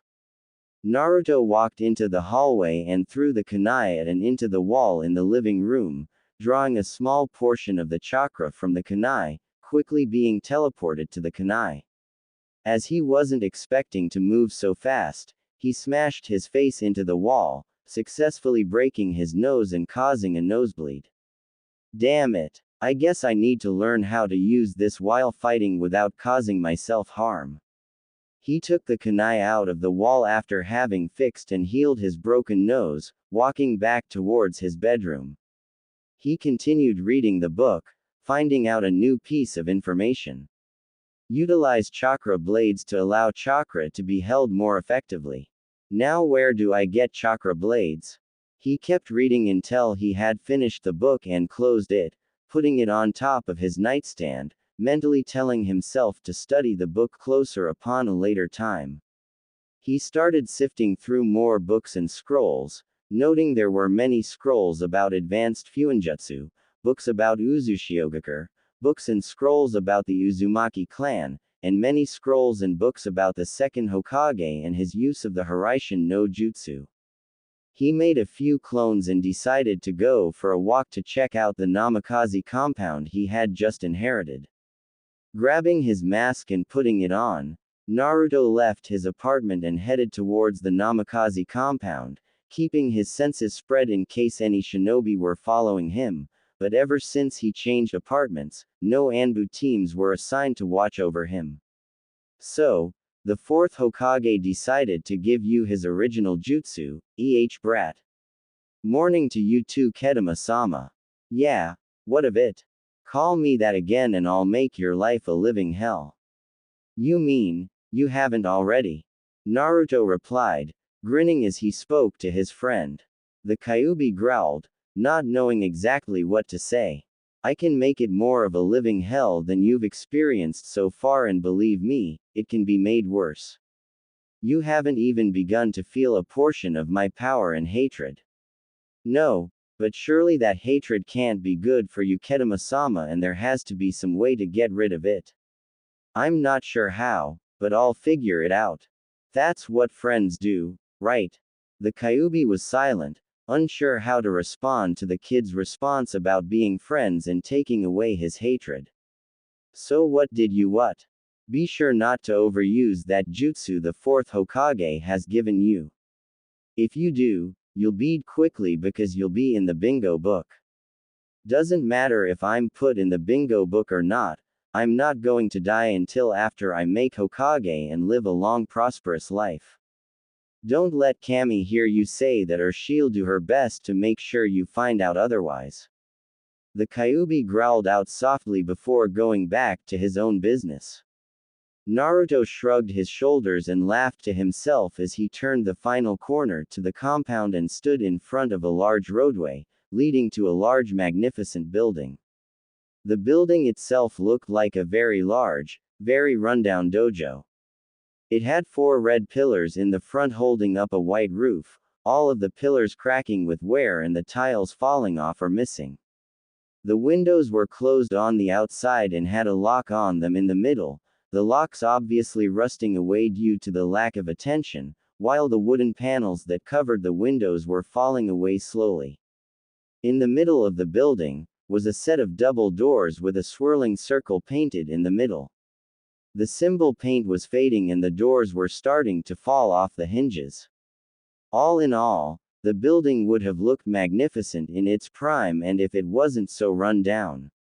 Naruto, wearing his kitsune mask, showed up to the academy and noticed there were plenty of other hopeful ninja there and noticed a board in the front of the school, which is where everyone was crowding around.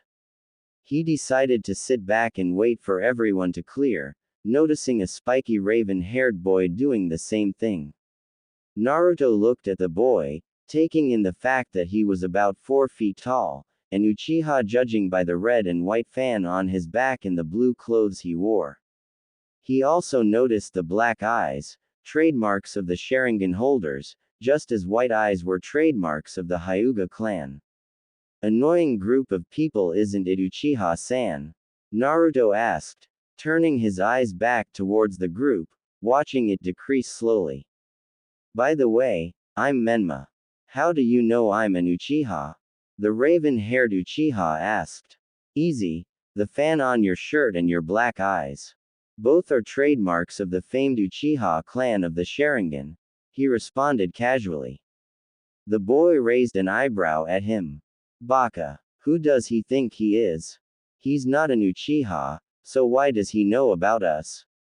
I'm Sasuke Uchiha, son of Fugaku Uchiha, who is the head of our clan. How do you know so much about my clan? I read it in books. Madara was written about a lot and he was described to have the same features as most of the Uchiha around the village. We try not to talk about Madara, he's a blemish on the great Uchiha name. Sasuke states, pushing himself off the tree he was leaning on, though I give you this warning, if you are in my class, stay out of my way. I have to impress my clan and can't have anyone be better than me, got it, Baka? Got it. You have an ego issue, seems to run in the clan. Naruto responded, grinning lightly. Baka. Sasuke got a tick mark on his forehead before turning around punching Naruto with a right hook, causing the boy to fall to the ground. Don't talk about my clan like that. Sasuke turned around and walked to the board, which was now somewhat visible due to the shrinking crowd. Nice hit. Looks like I've got myself a rival. Naruto stood up and rubbed his cheek lightly, though because of the mask, he couldn't really touch it. Thankfully he had started pouring chakra into his mask or it might have cracked under the force of the hit. He walked up to the board and looked for his name. Menma Shanjiki, moving his finger upwards, classroom 103.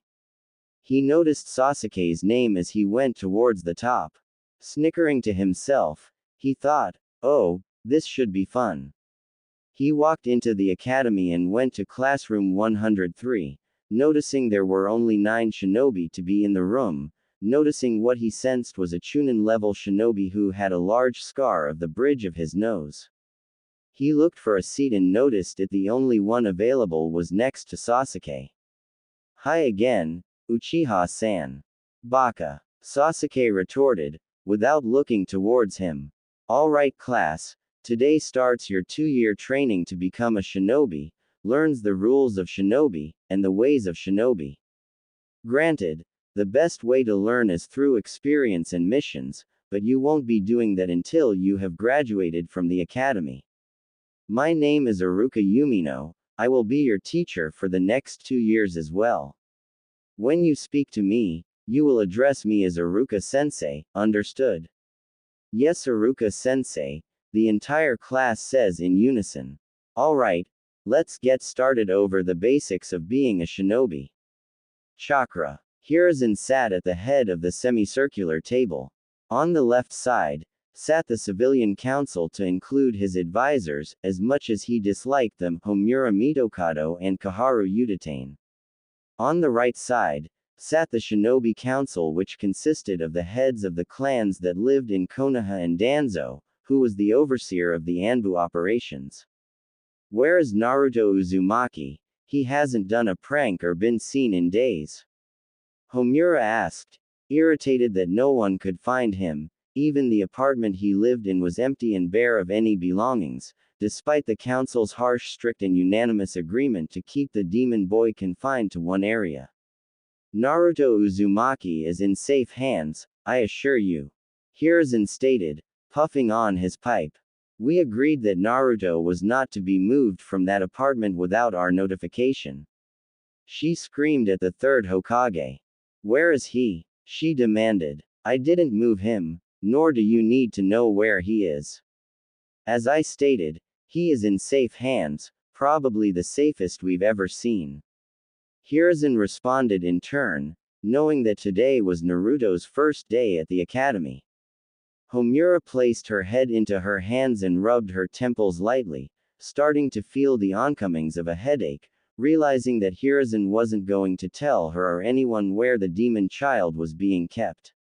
He had been missing for 2 years, though they still saw new pranks and paintings every day, no one had actually seen him.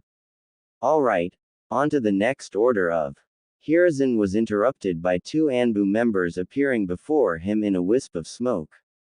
I hope it's important for you to interrupt a council meeting, Anbu. The Tori and Inu Anbu bow before the Hokage, the Inu Anbu speaking up, taking notice of the entire shinobi and civilian council. Yes, Hokage-sama, it is quite important. However, I would like to speak to you in private about it, without the council present. Danzo spoke up at this time. I request to be present when this information is reported. I am the overseers of the Anbu operations, there might be something I need to assign to a team. Hiruzen looked over to his previous teammate, request granted.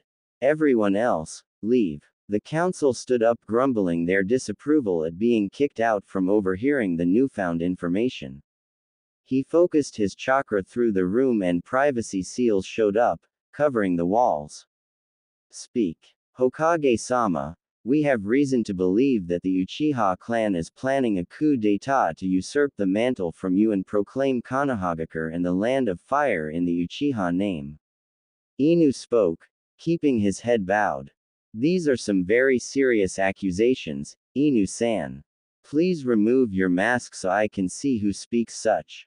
Inu and Tori both removed their masks, revealing themselves to be Itachi and Shisui Uchiha of the Uchiha clan. Danzo spoke up, quite surprising that two Uchiha members would betray their own clan. It is. Do you have any proof of the accused and who will be leading the supposed coup d'état? Hiruzen asked, concerned for his village's safety more than his life.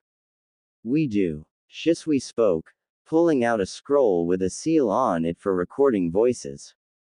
He poured chakra through it and the seal began to relay the voices recorded, speaking of a coup d'état and when it would happen. Who is the one explaining the plan?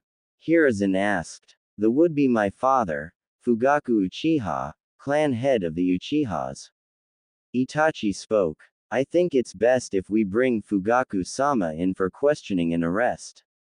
I don't believe so. I believe it's best if the Uchiha clan was eradicated completely to prevent any further uprisings. Danzo spoke, his emotions speaking nothing but ill contempt of the Uchiha name. If we don't act now and this gets out to any other clan, this poison will spread throughout the village like a wildfire that cannot be contained. This is quite troubling. Though I agree with you, Danzo-san, I think there is a more peaceful solution to this than you are willing to accept. Itachi-san, Shisui-san, what is your take on this and your solution? The third Hokage spoke, still puffing on his pipe as he went over the relayed recording in his mind. Shisui spoke up first. I agree with you, Hokage-sama, that there is a more peaceful solution. However, I do not feel comfortable in an entire clan all because of one event to prove a point to others. I have to agree with Itachi-san though that I think Fugaku should be brought in. Itachi looked over to Danzo, trying to read him to see if he had a hidden agenda as he began to spoke. I'm fairly positive that if we bring Fugaku-san in and question him as well as begin peaceful negotiations with the Uchiha clan, that the coup will no longer happen and the Uchiha won't even think about it again. Considering that it's Fugaku-san who brought up the idea of the coup, the idea will also fade with him in custody. Itachi noticed the almost absent frown and worry in Danzo's mouth and eyes, keeping a mental note about it, listening to the Hokage hum with his options. Hokage-sama, if we negotiate with the Uchiha, then that would show the other clans we are willing to negotiate with them and it would only continue until we had a civil war in our midst. Danzo was cut off before he could finish. I understand Danzo, but if we authorize the genocide of an entire clan, that is already a civil war, if not the start of it. Hiruzen stated, looking at Danzo, wondering what his motives were to have an entire clan annihilated. As such, Itachi-san, Shisui-san, I authorize you, Shisui, Neko, and Snake to take Fugaku into custody under charges of treason, premeditated murder, and conspiracy against the Land of Fire. He noticed the two Anbu team members putting their masks back on. I want him brought to torture and interrogation, immediately. This is an S-rank assignment. Speak of this to anyone else besides the authorized members and you'll find yourself with Fugaku in torture and interrogation. Go. Hiruzen waved his hand as his two Anbu disappeared, to complete their assignment. I believe you're making a big mistake, Hokage-sama.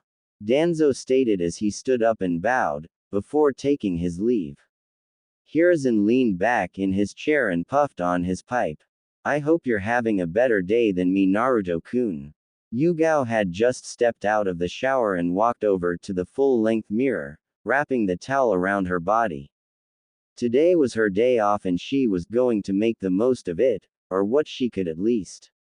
Of course, being an Anbu member also meant that your day off could be renounced at a moment's notice for any real reason. She grabbed a brush off of her vanity table and walked up to the mirror, brushing her hair, looking at the silver necklace with the amethyst moon that Naruto had given her. She smiled softly as a small blush took to her cheeks. Does he really see me like that? She asked herself as she looked at herself in the mirror. Every shinobi knew the meaning behind silver jewelry, at least most shinobi did. Though it wasn't taught in the academy, it was learned through the family that dated back to the first Hokage, who gave his wife a silver rune-encrusted ring. Should a shinobi give another a piece of silver jewelry, they are offering themselves to the other and binding their life to that person. In order to accept such an offer, the gifted shinobi must also present a piece of silver jewelry of equal or greater value to the gifter shinobi. She recited in her head.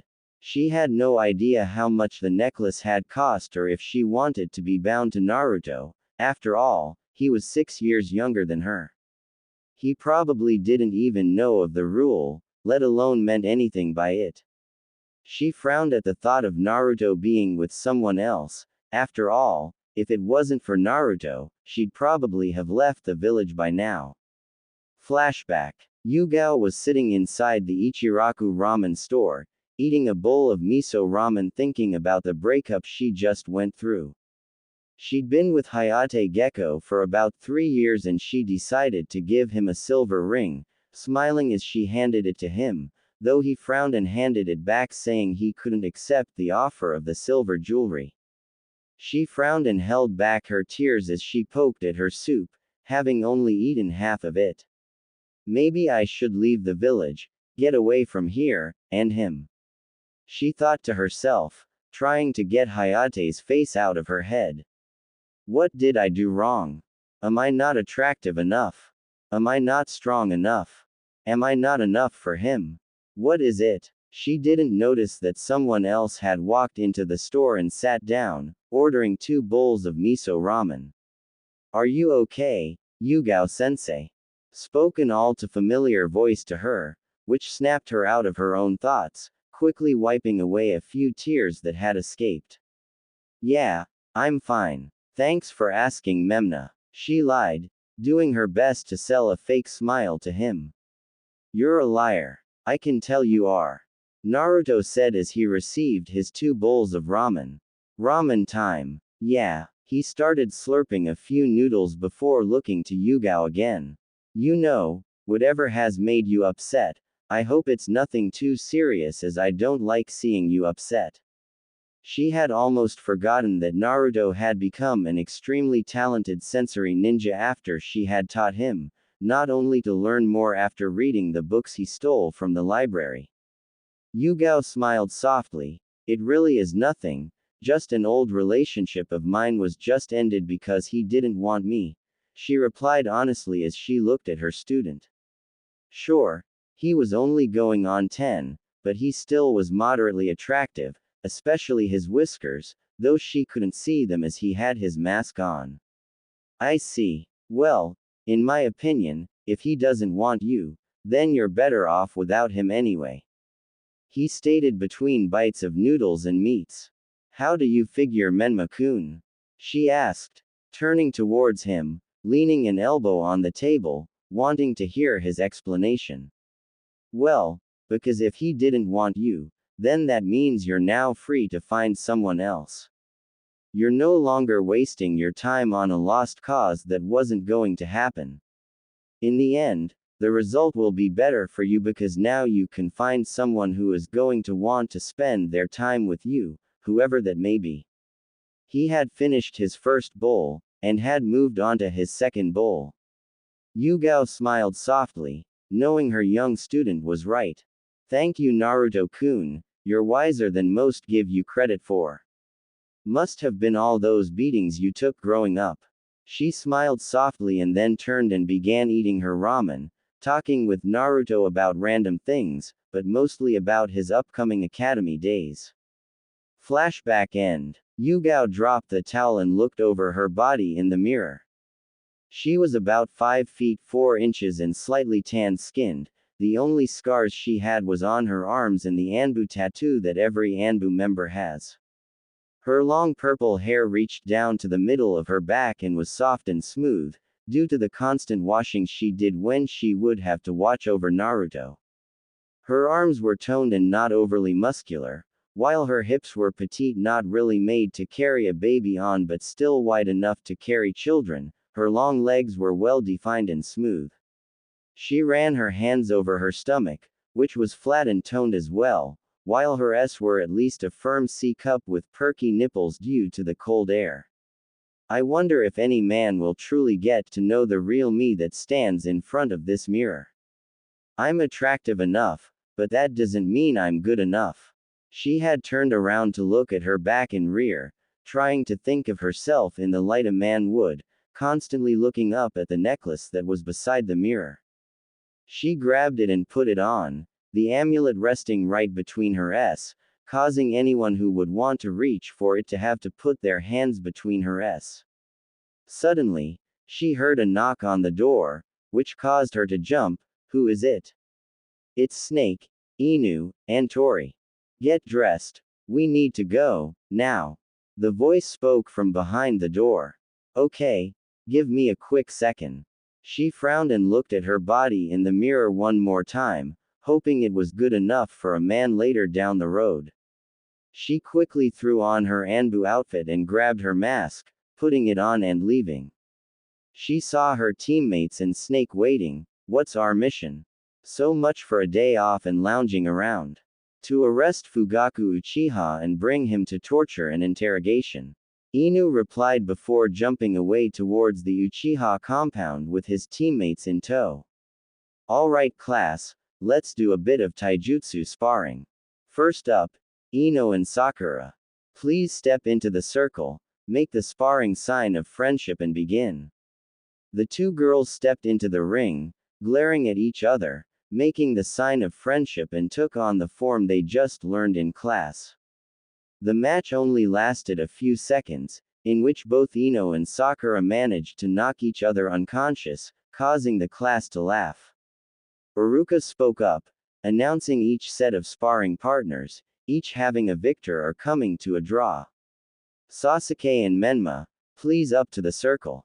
Both shinobi stepped into the circle. You should just give up Uchiha-san, you can't beat me, teased Naruto from behind his mask.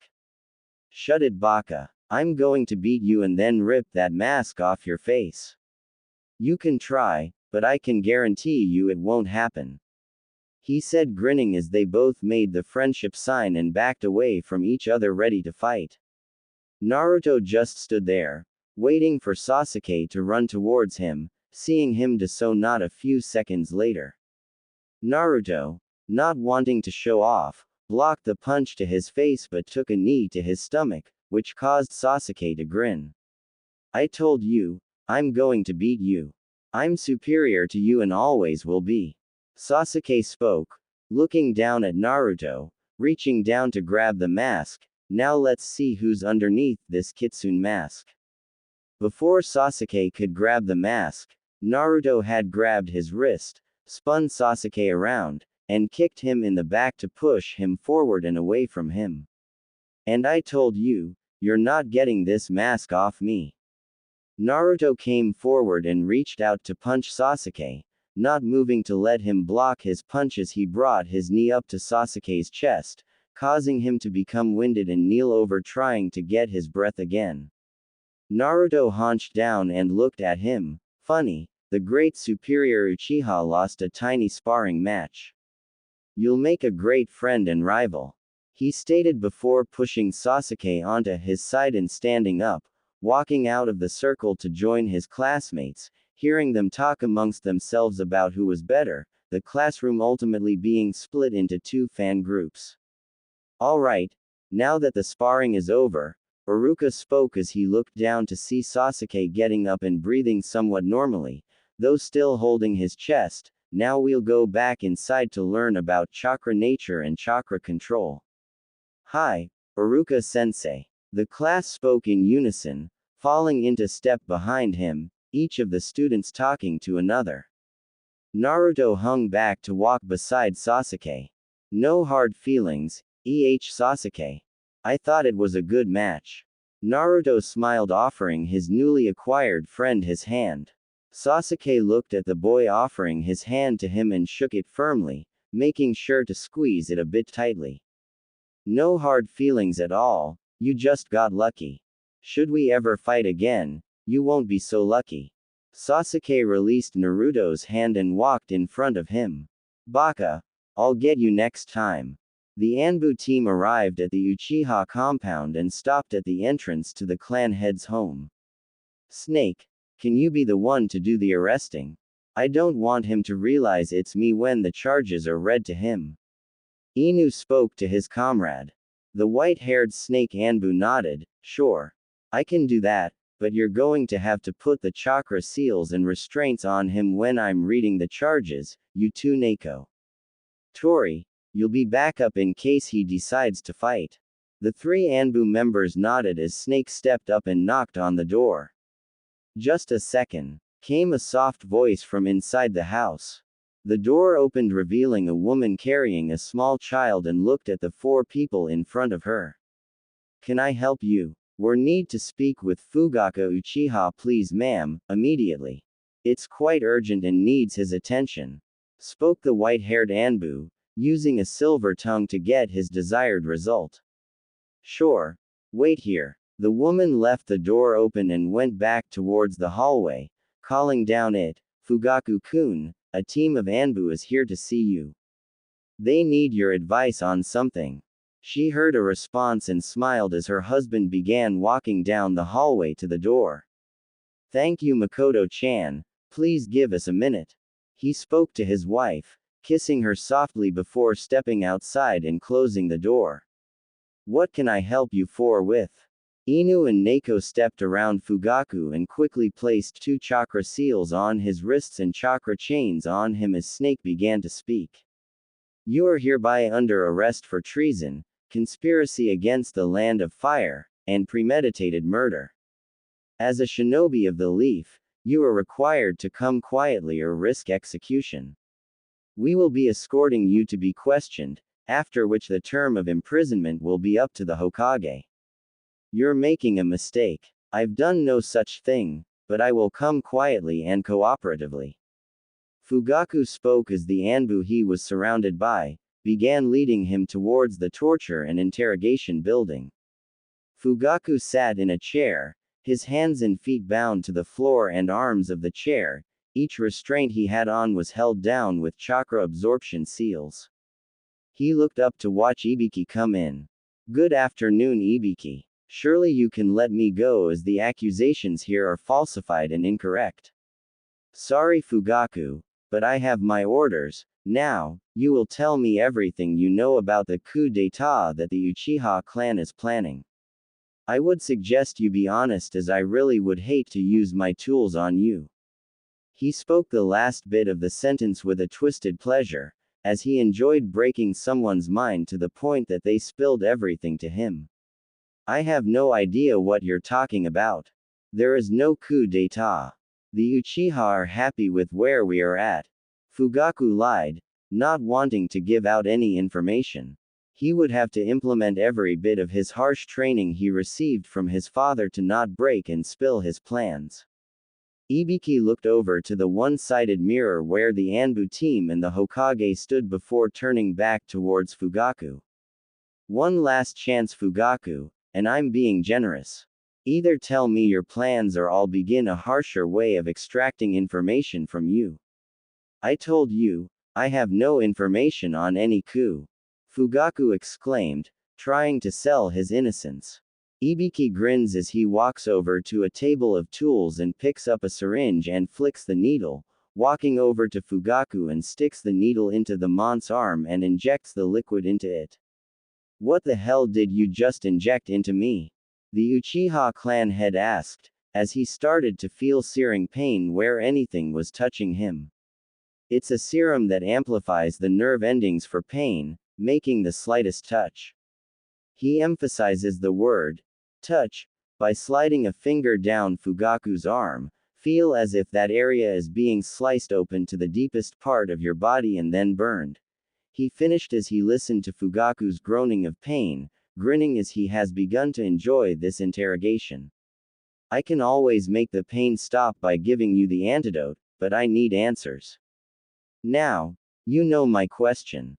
Answer it. Ibiki continued to ask questions, each time, the question being the same until finally, Fugaku's mentality broke. Yes. I planned a coup d'etat to take the mantle of Hokage for my own. Now please make the pain stop. Fugaku pleaded. Why did you plan the coup d'etat to begin with? Ibiki asked, sliding a feather over Fugaku's arm, listening to his screams. I was paid to plan it at first, but then I saw how much better the Land of Fire would be if under Uchiha control.